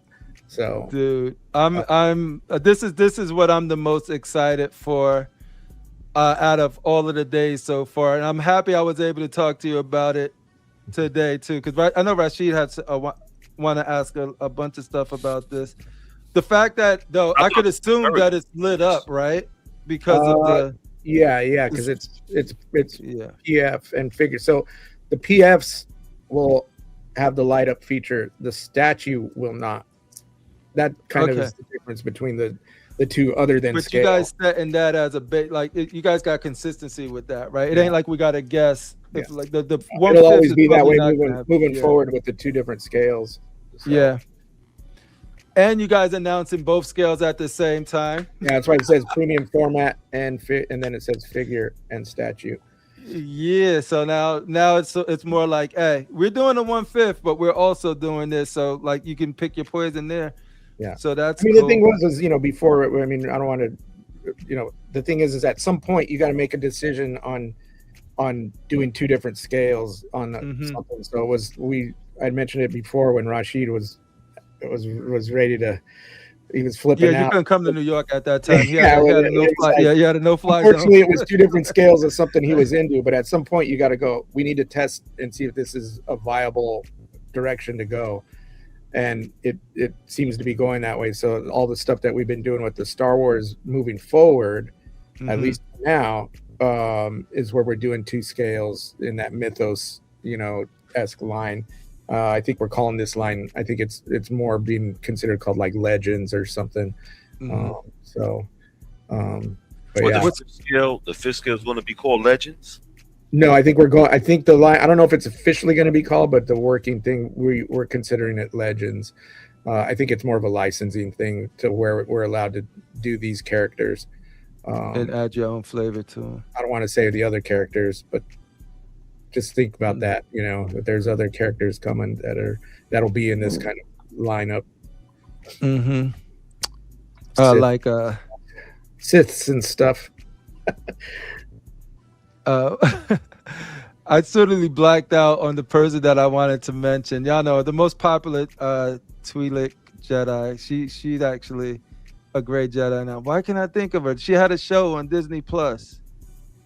Not a Star Adventures. Go ahead. I think you just said it. Ahsoka? Yeah. I was like, I don't know. I was like, I was confused. I was like, wait, there's one that I'm not sure.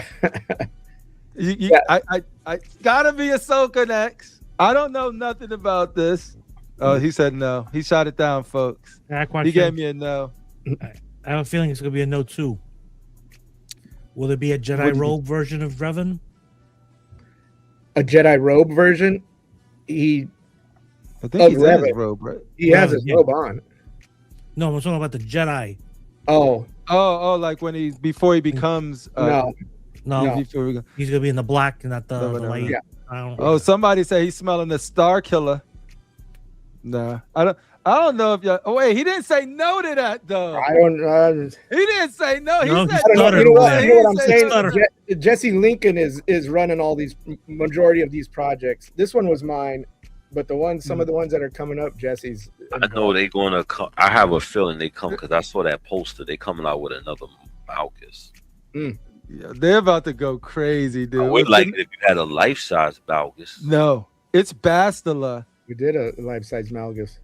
Do y'all I need y'all to reissue it back out like how you did the motherfucking. I'm pretty sure there's one in the Sideshow office. There is one. I'll take a picture of it.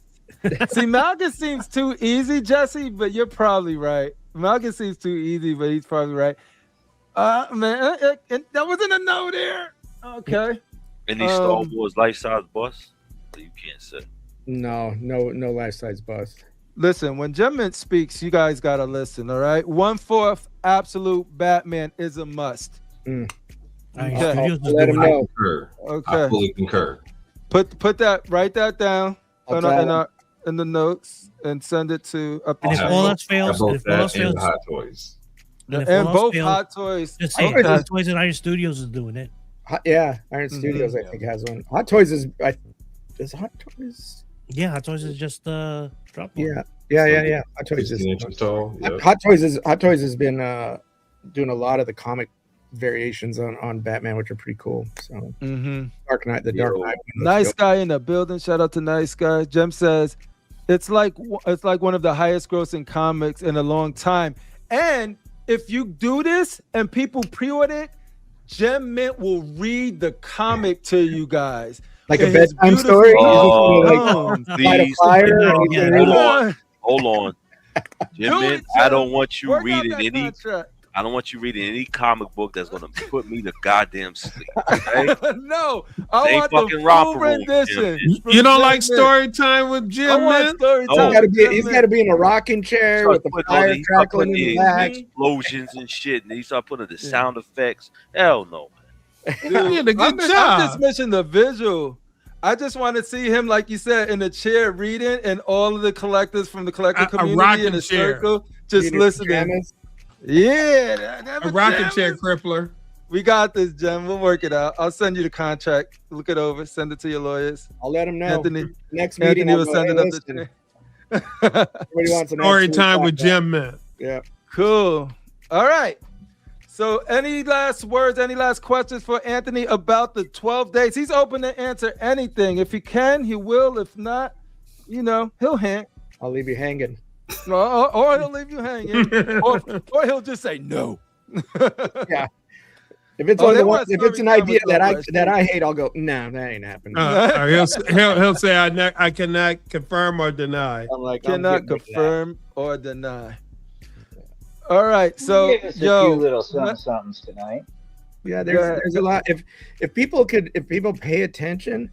Whenever I come on, especially on this show, but I'll do it on some of the other shows. On the other shows, I'm usually in the chat or whatever. Yeah, there's a lot of stuff in there that if people pay attention, they'll know exactly what we're doing and what we're coming out with. I've kind of made it a fact to like pepper it with shit. But if they're not paying attention and just doing whatever, they're not gonna know. I mean, there's stuff that your third eye, people. That's right, man. Anthony say, "Listen to me." Yeah. I am trying to tell you everything without telling you. Take heed. Adjust the vertical and the horizontal. Let me see. Kamikaze said, yes, Anthony, is any Court of the Dead coming in 2026? You know you're going to get the Court of the Dead question. Y'all leaving these people hungry. There's a couple pieces that we've been working on for a while. I just don't know if they're looking to hit in this year, because they should have been further than what they are right now. But since it's our own IP, usually they're always taking the back seat to something. Like our own original stuff is always, because the licensing stuff is the stuff that we make money on. Plus, you also licensing stuff, you have X amount of time to complete your piece as per contract. So if you're fucking off and not getting your stuff done or hitting, you'll get dinged on it or whatever happens. So you got to meet whatever agreement you met with the licensors. So if we have, even if we have a bunch of stuff, we have like, there's a handful of original and Court of the Dead stuff that we had. It's just trying to squeeze it into the yearly deal, because we have some originals that are awesome, we got you, Jeff, that are really cool, but I'm not sure when they're going to hit. But there are 2 Court of the Dead pieces, which one, I think there was a video last year that with Jesse where he showed it. I forget the name of the character because they always have kooky names, but it's that big angel with the wings and stuff. That piece is Mestalus. Mestalus is the new one. It's a joke internally about the names on those things too, but yeah. So there are a couple that are in there, but all right, we do have one request before we switch gears. and that was because we skipped over because we didn't think there were people that were going to be interested. But Jeff Delaney wants to know more about this Harry Potter. Oh yeah. What type of is it? Yeah, you did skip over Harry Potter. Yeah, I asked. Nobody said stop. Yeah. So, Jeff, if you have any questions about this, the floor is yours. Let me know, and Anthony will be happy to answer the questions. Will this be based on the movie or the new HBO show? It's on the movie. Okay. It's not based off Hogwarts Legacy, the video game? It is not. Okay. Is it? And I'm surprised it says premium format because once again, Jesse is running these projects. They have cut and sew on them. So I'm surprised nobody wants them. So somebody might have flubbed up somewhere. All right, guys, take this with a grain of salt. Put an asterisk next to that premium format. Yeah, unless they change that, I don't know, but I'm almost positive they have a cut and sew on them. Could we expect a Hermione's, or can we expect a Hermione's? I don't know their name. What's the other guy name? You'll have a villain. You'll have we'll have a villain. Okay, that's so Snake. No, Peter Pettigrew. That's what he said. Peter Pettigrew? What? Villain. No, we don't do that. Peter what? No. Peter Pettigrew. Peter Pettigrew. None of that. Clearly, none of you's read the book. Man, Jesse Lincoln is a huge Harry Potter nut. I like Harry Potter, but not like Jesse. So, what is the name? Something Bottom. You guys got to do him. Neville Longbottom. Neville Longbottom. That name, yo. I wish my that name was in Lord of the Rings, man. No, Neville. That's a hell of a name. Neville Longbottom is that dude. That's a hell of a name. That was on Oh Brother, where art thou? It's at 1/4 Hedwig. How about a life-size Hedwig? Life-size Hedwig. A 1/1 Hedwig, yeah. How about Ron Weasley? We getting a Ron Weasley? I can't say. There's a line plan. All right, guys, stay tuned. I don't have much hand-me-down robes. Well, that's why you was happy to skip this one. That's Jesse. That's Jesse. Shout out to Jesse Lincoln. When you got more information, Jesse, come on down. But we got Jesse in the building. He said, not sure if answered, but any more Marvel or DC premium formats for 12 days of Side Shizzle? Yes. Yes. That was a yes, ladies and gentlemen. All right.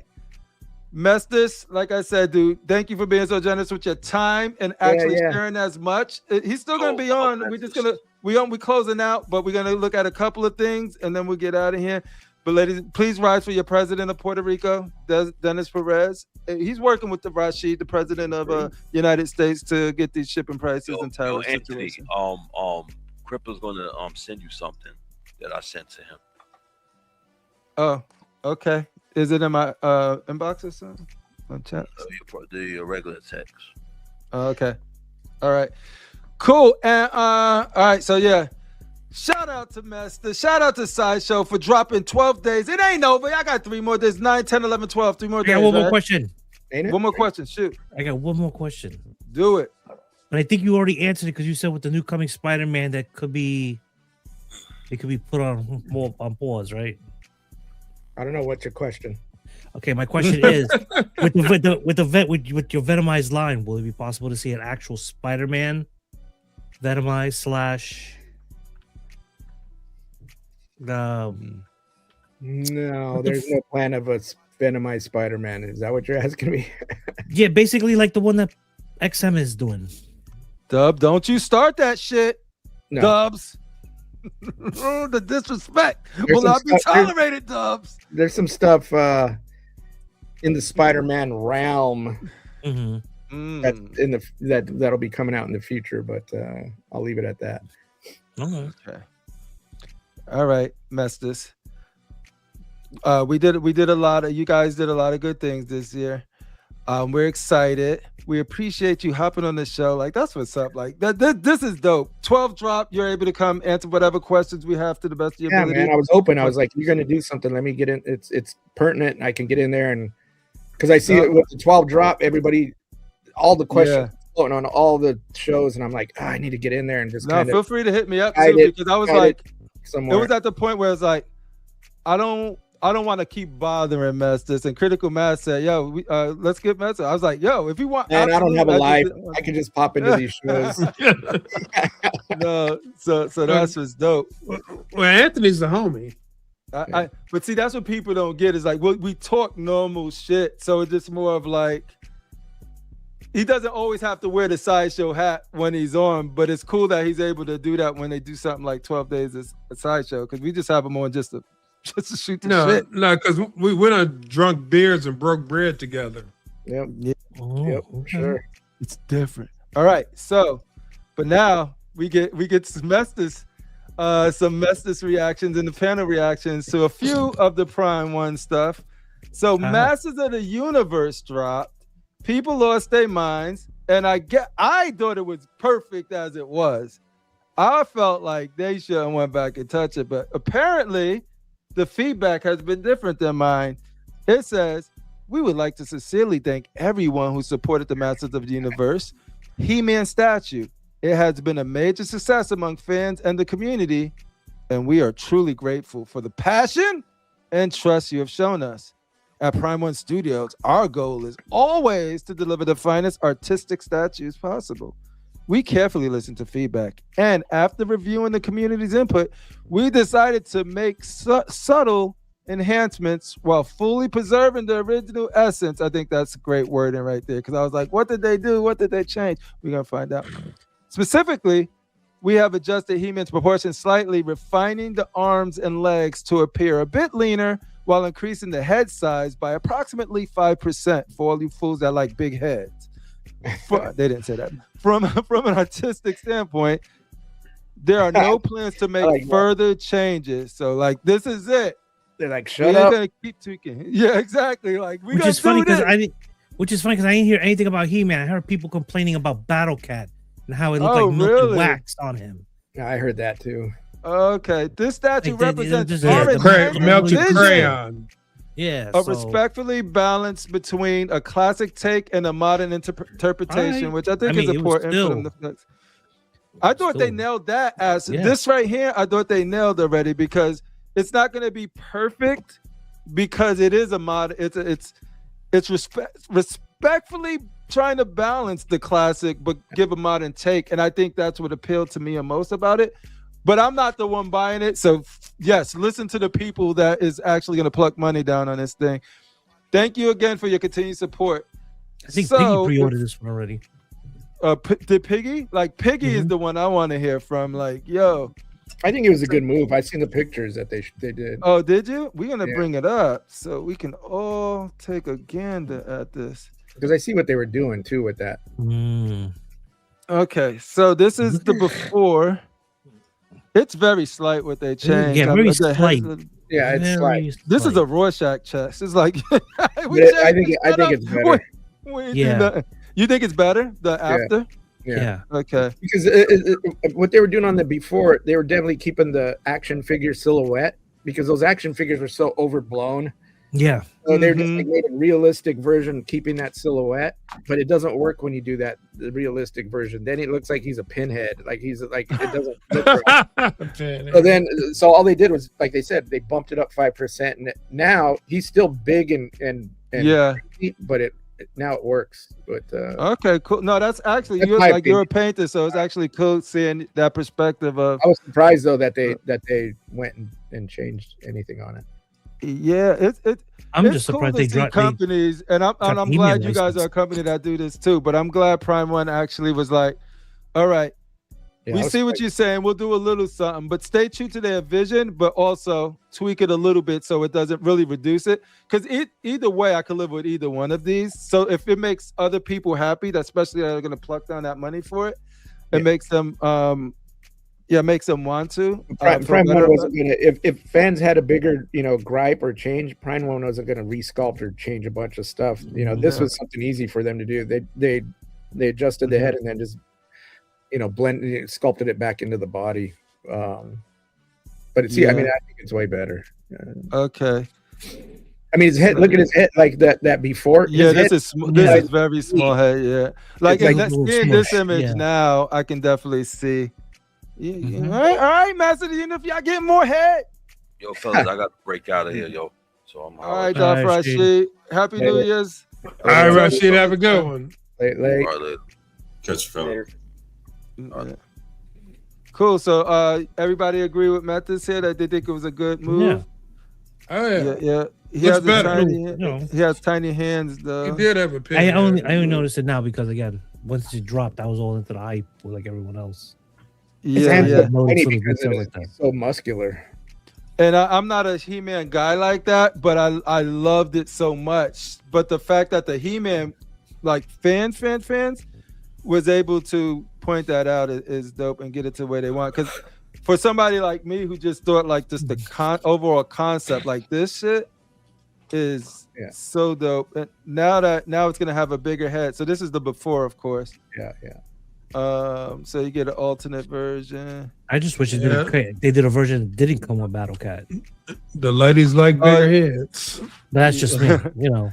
No, like that doesn't come with Battle Cat because we thought it was dope before it, right? Like without it, and then they dropped it. Yeah, It was like, and then they like surprise Battle Cat. It was like, oh, I thought it was gonna be like an option, but so that's not the ultimate version with Battle Cat. Ultimate version comes with like the axe, the different weapons, I think. Oh, okay. So this is it. So all of them come with and the swap out torso and all that. Yeah, with that littler head, it reminds me of like Fists of the North Star.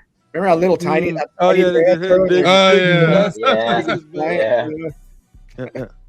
big body's tiny head. Yeah. All right. So how's everybody temperature on this after the event? I'm still high on it. I still like it a lot. What about you, AK? Yeah, I mean, I like it a lot, but you know, starting a new line is like, fuck, really? Do I want to do that? Do I want to go down that rabbit hole? Well, there's only a few spots. Okay, there's only a few spots left for the ultimate bonus version right now on the Prime 1 site. All right, guys, only a few spots left. Yeah.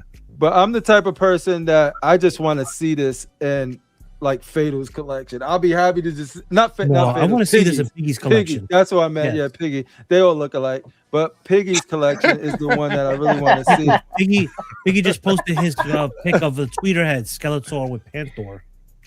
Oh, really? Yeah, so I was like, Piggy knows this is a rabbit hole, though, bro. Like if they go down this line, a Metal Elf. What do you think about this reveal at the Next Level Showcase? It looks good, man. It was probably the highlight of the show, really. Everyone seemed really hyped. I do remember a few comments where people were like, it's looking a little chunky. So I think for like realism and with the movie coming out, I think it looks better for sure. But it looks amazing, but it's not something, an IP that I would own. That's where I'm at right now. Just like it's a rabbit hole that I'm just avoiding, but I'm more happy for the people because, like I said, it reminds me of like me being a Transformers fan and seeing them for the first time. That if people can get that feeling out of this, I'm more happy that they'll be able to do that. What about you, Low-Key? I love me some He-Man, but nah, I'm cheeky with Batman right now. And Batman got you locked. Then he hit me with. Then my X-Men is starting to fire back up too, and that Doc Ock. The heat is coming. Yeah, but I'm tracking what AK just said, and he's right. Only a few pieces left. It's saying they're estimating 3 boxes for the shipping. 3 boxes. And it's saying it's gonna hit you for about $396 for the shipping. Yeah, that's what I got quoted on too. So, yeah. All right. Here was my best. Nice little piece. This is my best of the show, and I'm telling you, I'm gonna keep talking. I know who it is. I know who it is. I'm telling if I'll bother Messis, I'll bother Bell, I'll bother Canali, I'll bother anybody. Because if y'all could get me these cheaper and save some money so I don't have to spend as much time money to go back to the flying saucer, I will be happily get some Sideshow versions of this. But this I would love your opinion on, only because it's cut and sew, which it's almost divided among the Final Fantasy people who want pure statues. But they added cut and sew dress. And I was talking to Dion, and I was like, Dion, I don't care. I get it, but it's not a fight that because I like it. But he's like, why did they do cut and sew? So do you think this one had to be done with cut and sew, or is it just something that you think it benefits from cut and sew, or do you think they should have fully scoped it? If you were doing this piece message, what would you have done with this? I mean, because I think they only did the skirt cut and sew, right? Did they do the top part? I think just the skirt is cut and sew. Yeah, it's a weird. Maybe. I don't know if this. Tim, where you at, Tim? I think the top is sculpted and the bottom's cut and sew. I mean, yeah, it could be, but I think it doesn't get damaged during shipping. There's a lot of factors that could have came into play on that. I mean, it could have been, they didn't have to mold and cast the skirt and how they were going to do the legs and all this other stuff, but and they might have wanted just to show off that they could do a cut and sew skirt on a piece or something and make it look right. Because the thing is usually when you do stuff like that, it's because you want some dynamism, some dynamics to it, to where they put a wire and it'll be blowing and this, that, and the other, but it's just such a straight piece.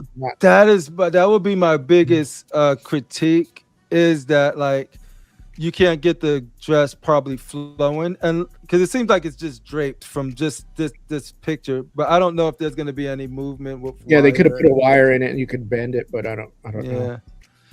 I mean, it's a beautiful piece. I mean, nobody's going to be doing Final Fantasy would be a Japanese company, and especially a company that started out doing video games, which is what Prime 1 is. So that is why I appreciate your insight too. Because one thing that when we talked about this a while ago, and I always remember that, so that I was like, okay, I respect that. Is like, let people who know how to do that, like, understand the little nuances of just sort of like this style, right? Let them do that, because you guys are really great at the style that you guys do. Not saying y'all couldn't do it, but it's just more of like, we wouldn't tackle that license anyway. I mean, and it looks like that might, from that picture, it could be a cut and sew.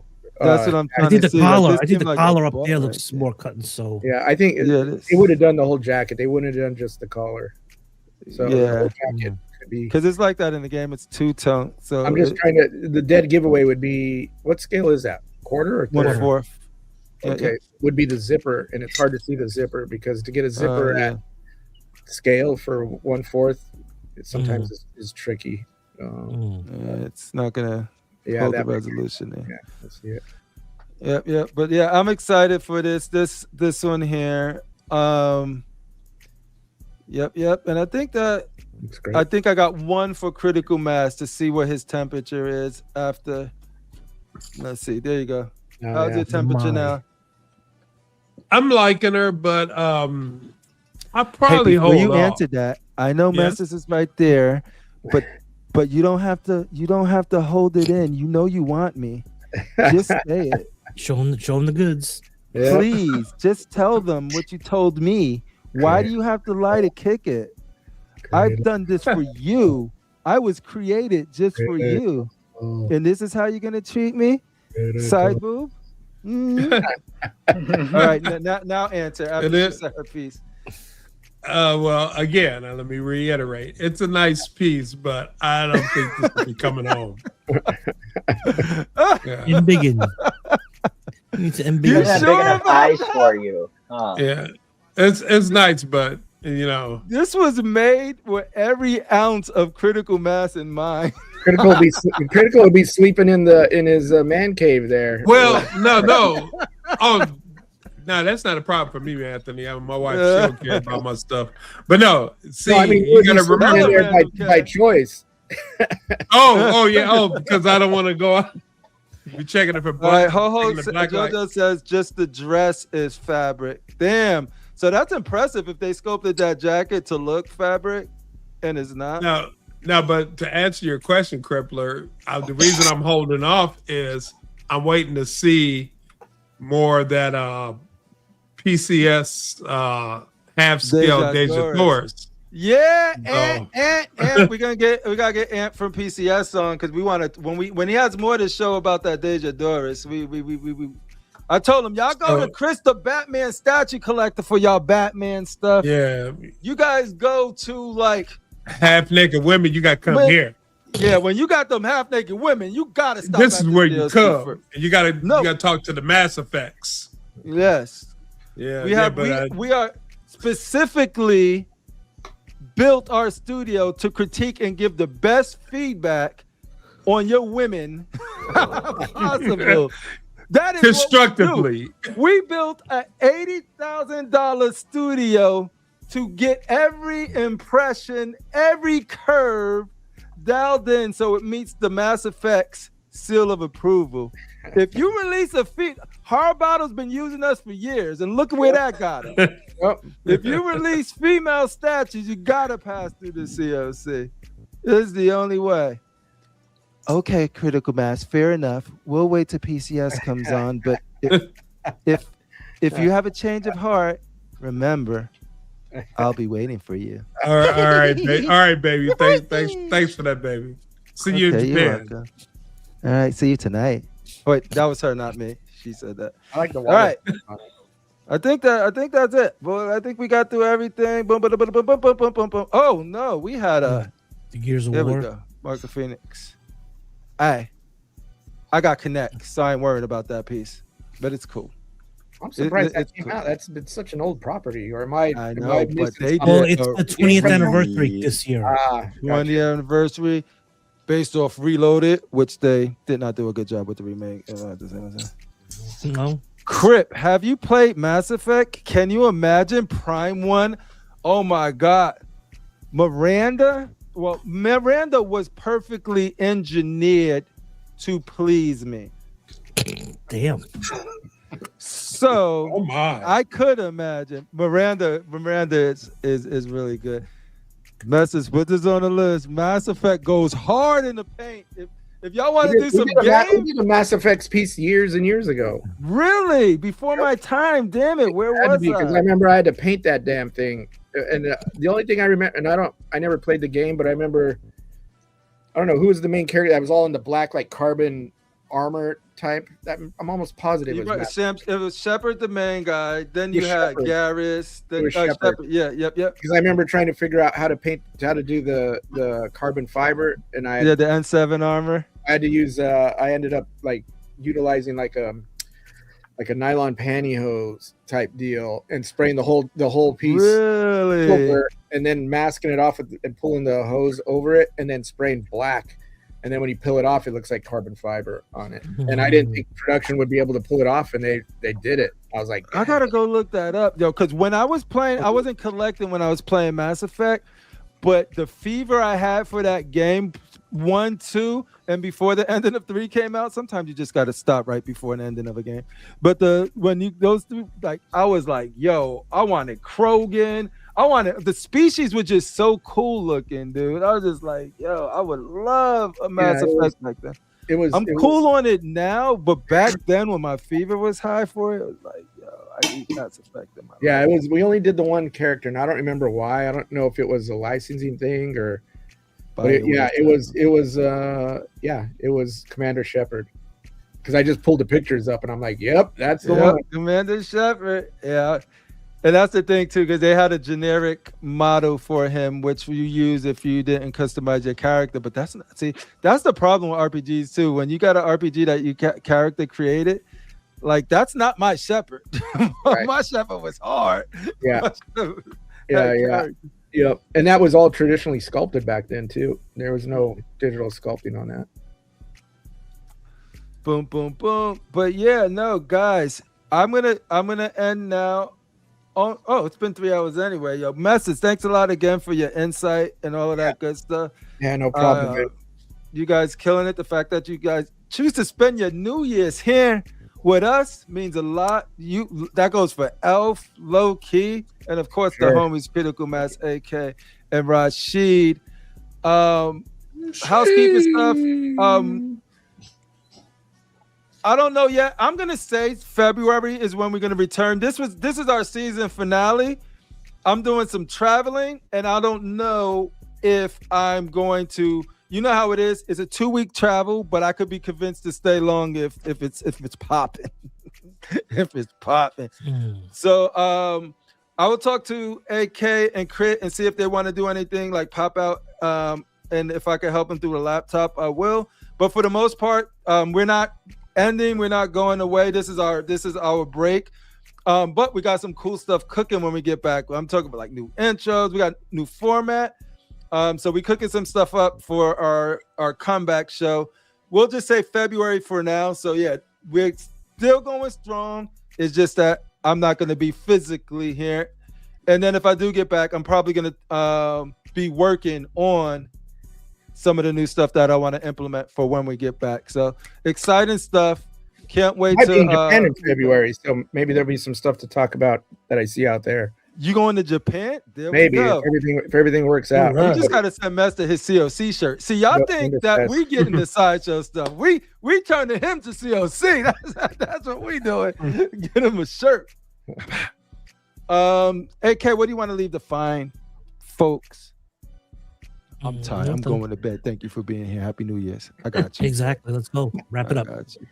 Message. What do you want to say to the fine people in the C.O.C. Hey, man, as always, man, I'm happy to be on the show. I'm glad you guys like to hear me babbling about all this nerdy stuff. It was good to see Critical and Low Key the past week. Give them a little taste and hang out. I'm anxious to for the new year, what we have coming out, just because we've been working on the stuff that's going to be coming out this coming year. We've been working on this past year, so I'm like, finally we're starting to see the flow of, you know, a big change in stuff that, you know. So I'm anxious to see what everybody's going to think. That's cool. The fact that you want to I mean, of course, I think any business would want to see what the feedback is, but the fact that you tapped in like with us and other shows like us is awesome too, because that means that, you know, sometimes it's bad, sometimes it's good, but you enjoy getting in the shit. I said, I'm curious to see what everybody thinks. They don't need to like exactly. They can hate it, but he doesn't want people kissing his ass. That's why we mess with Mesters. If y'all wanted to know why, that's why we mess with Mesters. It's like, yo, bring it on and be like, take that venom shit. He'll just be like, take that shit off. Take that shit off and flush it. But we could say that and cool, and then and he receives it. If they do something great, if not, we understand. It's an honest dialogue, which is dope. No, and if it wasn't an honest dialogue, we wouldn't be speaking with them. So we appreciate you for being here. Shout out to Ron GT saying safe travels, Crip. Anthony, thank you again. Peace out, COC community. We got this one. We got this on the sub. Oh, nice. Forward to 2026 relaunch. Yeah, it's gonna be fun. Coming with a new hairstyle too. I might do something crazy. And get the kid. It's gonna be new year, new me. I may just get a haircut. Oh shit! I'm trying to grow out a beard. Yeah, it's gonna be everything's new. He's gonna get the Rick Rock. Everything new. He's gonna come out look like a mountain man. I might come in with a beard. I might come in with a freaking the Killmonger look with a weird beard, like, yo, welcome to the new Constructive Outrage and an eye patch. I might even just throw an eye patch. You never know. Just because Critical Mass might be the new him too. Are you still thinking of getting the mohawk? I'm thinking about it. That robe. You getting dreads? We always like Latinos with dreads. That's always a hit. Oh yeah, that's No, I was gonna get the braids with the beads attached. Oh, you were gonna get the dreads with the frosted tips? My homie. Braids with the beads. Braids with the beads. All right, so just stay tuned for the new CLC. It's gonna be different. You go with the Rick James look. Yeah, just get a mullet. There we go. You gotta change it up too. It's a mandate. Loki gotta change it up too. Yeah, what I gotta do? Shit, I ain't got any options. Hey, yo, I told you we got the miracle cure, baby. We got this. We got that shit from Thailand. We got some of the butter from your vision back. Yeah, I guess some chia seeds up in there. Yo, chia seeds. Yo, we're gonna grow. We got you. Intimidating with a bald head if you need to be. There you go. That's why I like the bald head people could just be like, what? What? Shout out to the Bald heads baldies out there. demanding. Low-key Collector, what do you got to say to the fine people and the people like your homies? Toy Quest, how's Miguelito doing? Y'all got a show anytime soon? What's popping over there? I don't know. If he's still in the chat, he should say something because Brad, I don't know what. I'll be honest, I'm still stuck on Fridays. So You're still everybody, he hits me on a Sunday. I'm like, oh shit, we got something to do today. Fuck, that's right. Oh, it's you guys on Sundays now. Trying to watch Sunday Night Football. Oh wait, I gotta get on the show. Right, I'm like, come on, man. Like that Sunday's my day. But appreciate you having me, everybody. Happy New Year's. Look forward to a prosperous New Year for everybody. What was the best thing you seen at Sideshow when you went? He's like trying to trip. I'm trying to trip him up. Yeah, man. Anthony gave him the like, This man signed the paper. I don't want to get Messes in trouble. Look at that. I'm waiting for Messes to go like this. To see my man bat in person. I've been waiting. To see your man back in person. That's what's up. Medalist of Elves, thank you for being here. Tell us, where could people find you? You can find me on YouTube, Instagram, eBay. I have a store, and Facebook and TikTok. Damn, nice. In other words, everywhere. He's everywhere. Wherever fine socials and are Sundays. sold. You can find him Sundays on Collectors Assemble Live. Yep. He's like Jesus everywhere. Thanks for having me on. Dude, it was a pleasure having you. Mr. Mass. Yes, sir. What was the best thing you seen at Sideshow? Answer in 3 seconds. Oh, well, the best thing I saw was NDA. The best thing I seen was the NDA. It was glorious. Redacted. And that one too. He just gave it away. Oh, and also Magic? Oh, go ahead. What else? Critical Match just gave it away. Oh, you seen his face? You saw the dude Charlie Brown line. Oh, no. You read through it. Charlie Brown's feature. All the adults talk like that. There we go. Yeah, I would say, it's just cool hanging out with you fellas as always. And, we made it to a new year and here we are, still chopping it up, hanging out with each other, breaking bread, talking and chilling. And, this is a wonderful hobby. And like I always say, everybody in the chat, we still got 40 people watching us. You could have been anywhere, but you decided to hang out with us and we love you for it. And we're gonna tell you where that money. We're gonna tell you where that money resides since Rashid's not here. So Rashid asked very politely, "Can we not do that?" But he's not here right now. So I told him he's at foot in the new year. But this is actually our season finale. This is not the new year. So he's not here. Yeah, this is the new year, but technically this is our last show of the year. He had to go nighty-night. This is the last. Grown ass 51 man going night. I need to go nighty-night too. But, all right, let me let you go nighty-night. What you got to go nighty-night? When you got to work tomorrow or something? Listen, I got 3 hours sleep. All right, I ain't go to bed. Whose fault is that? I got to work tomorrow too. Guys, all right. So you got to work tomorrow, Masters? Yeah. Slave drivers. That's why he's there. He sleeps under his desk. That way, that secret project you can't talk about. Yeah, I know. All the secret projects. All right, so y'all see a lot of projects. So many secret projects. I got to go finish watching Welcome to Deary. I was just about to say, we still need to get back and watch a movie.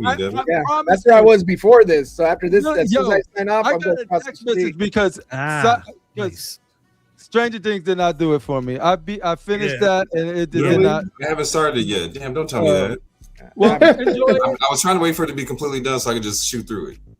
Yeah, have fun. I'm hearing the same thing. I won't spoil it. It is what it is. But we started Dairy, but Stranger Things come out, so that went up the family priority list. So we got through all of that, and I was like, damn, Dairy is way better than this. Like, I'm loving what I'm gonna wrap it. And I'm only 3 episodes in, so I'm about to watch the first episode. I'm almost done. I think I got 2 left. So okay. The fact how they linking it up and loving it. All right, cool. So yeah, all of that stuff Sideshow cooking, y'all seen it. The stuff that Prime did last week, y'all seen it. If y'all want any of this stuff, y'all need to ask yourself one question and one question only. Where the what? Where the who? What the what? What the money reside? What the money reside? What the money reside? What the money reside?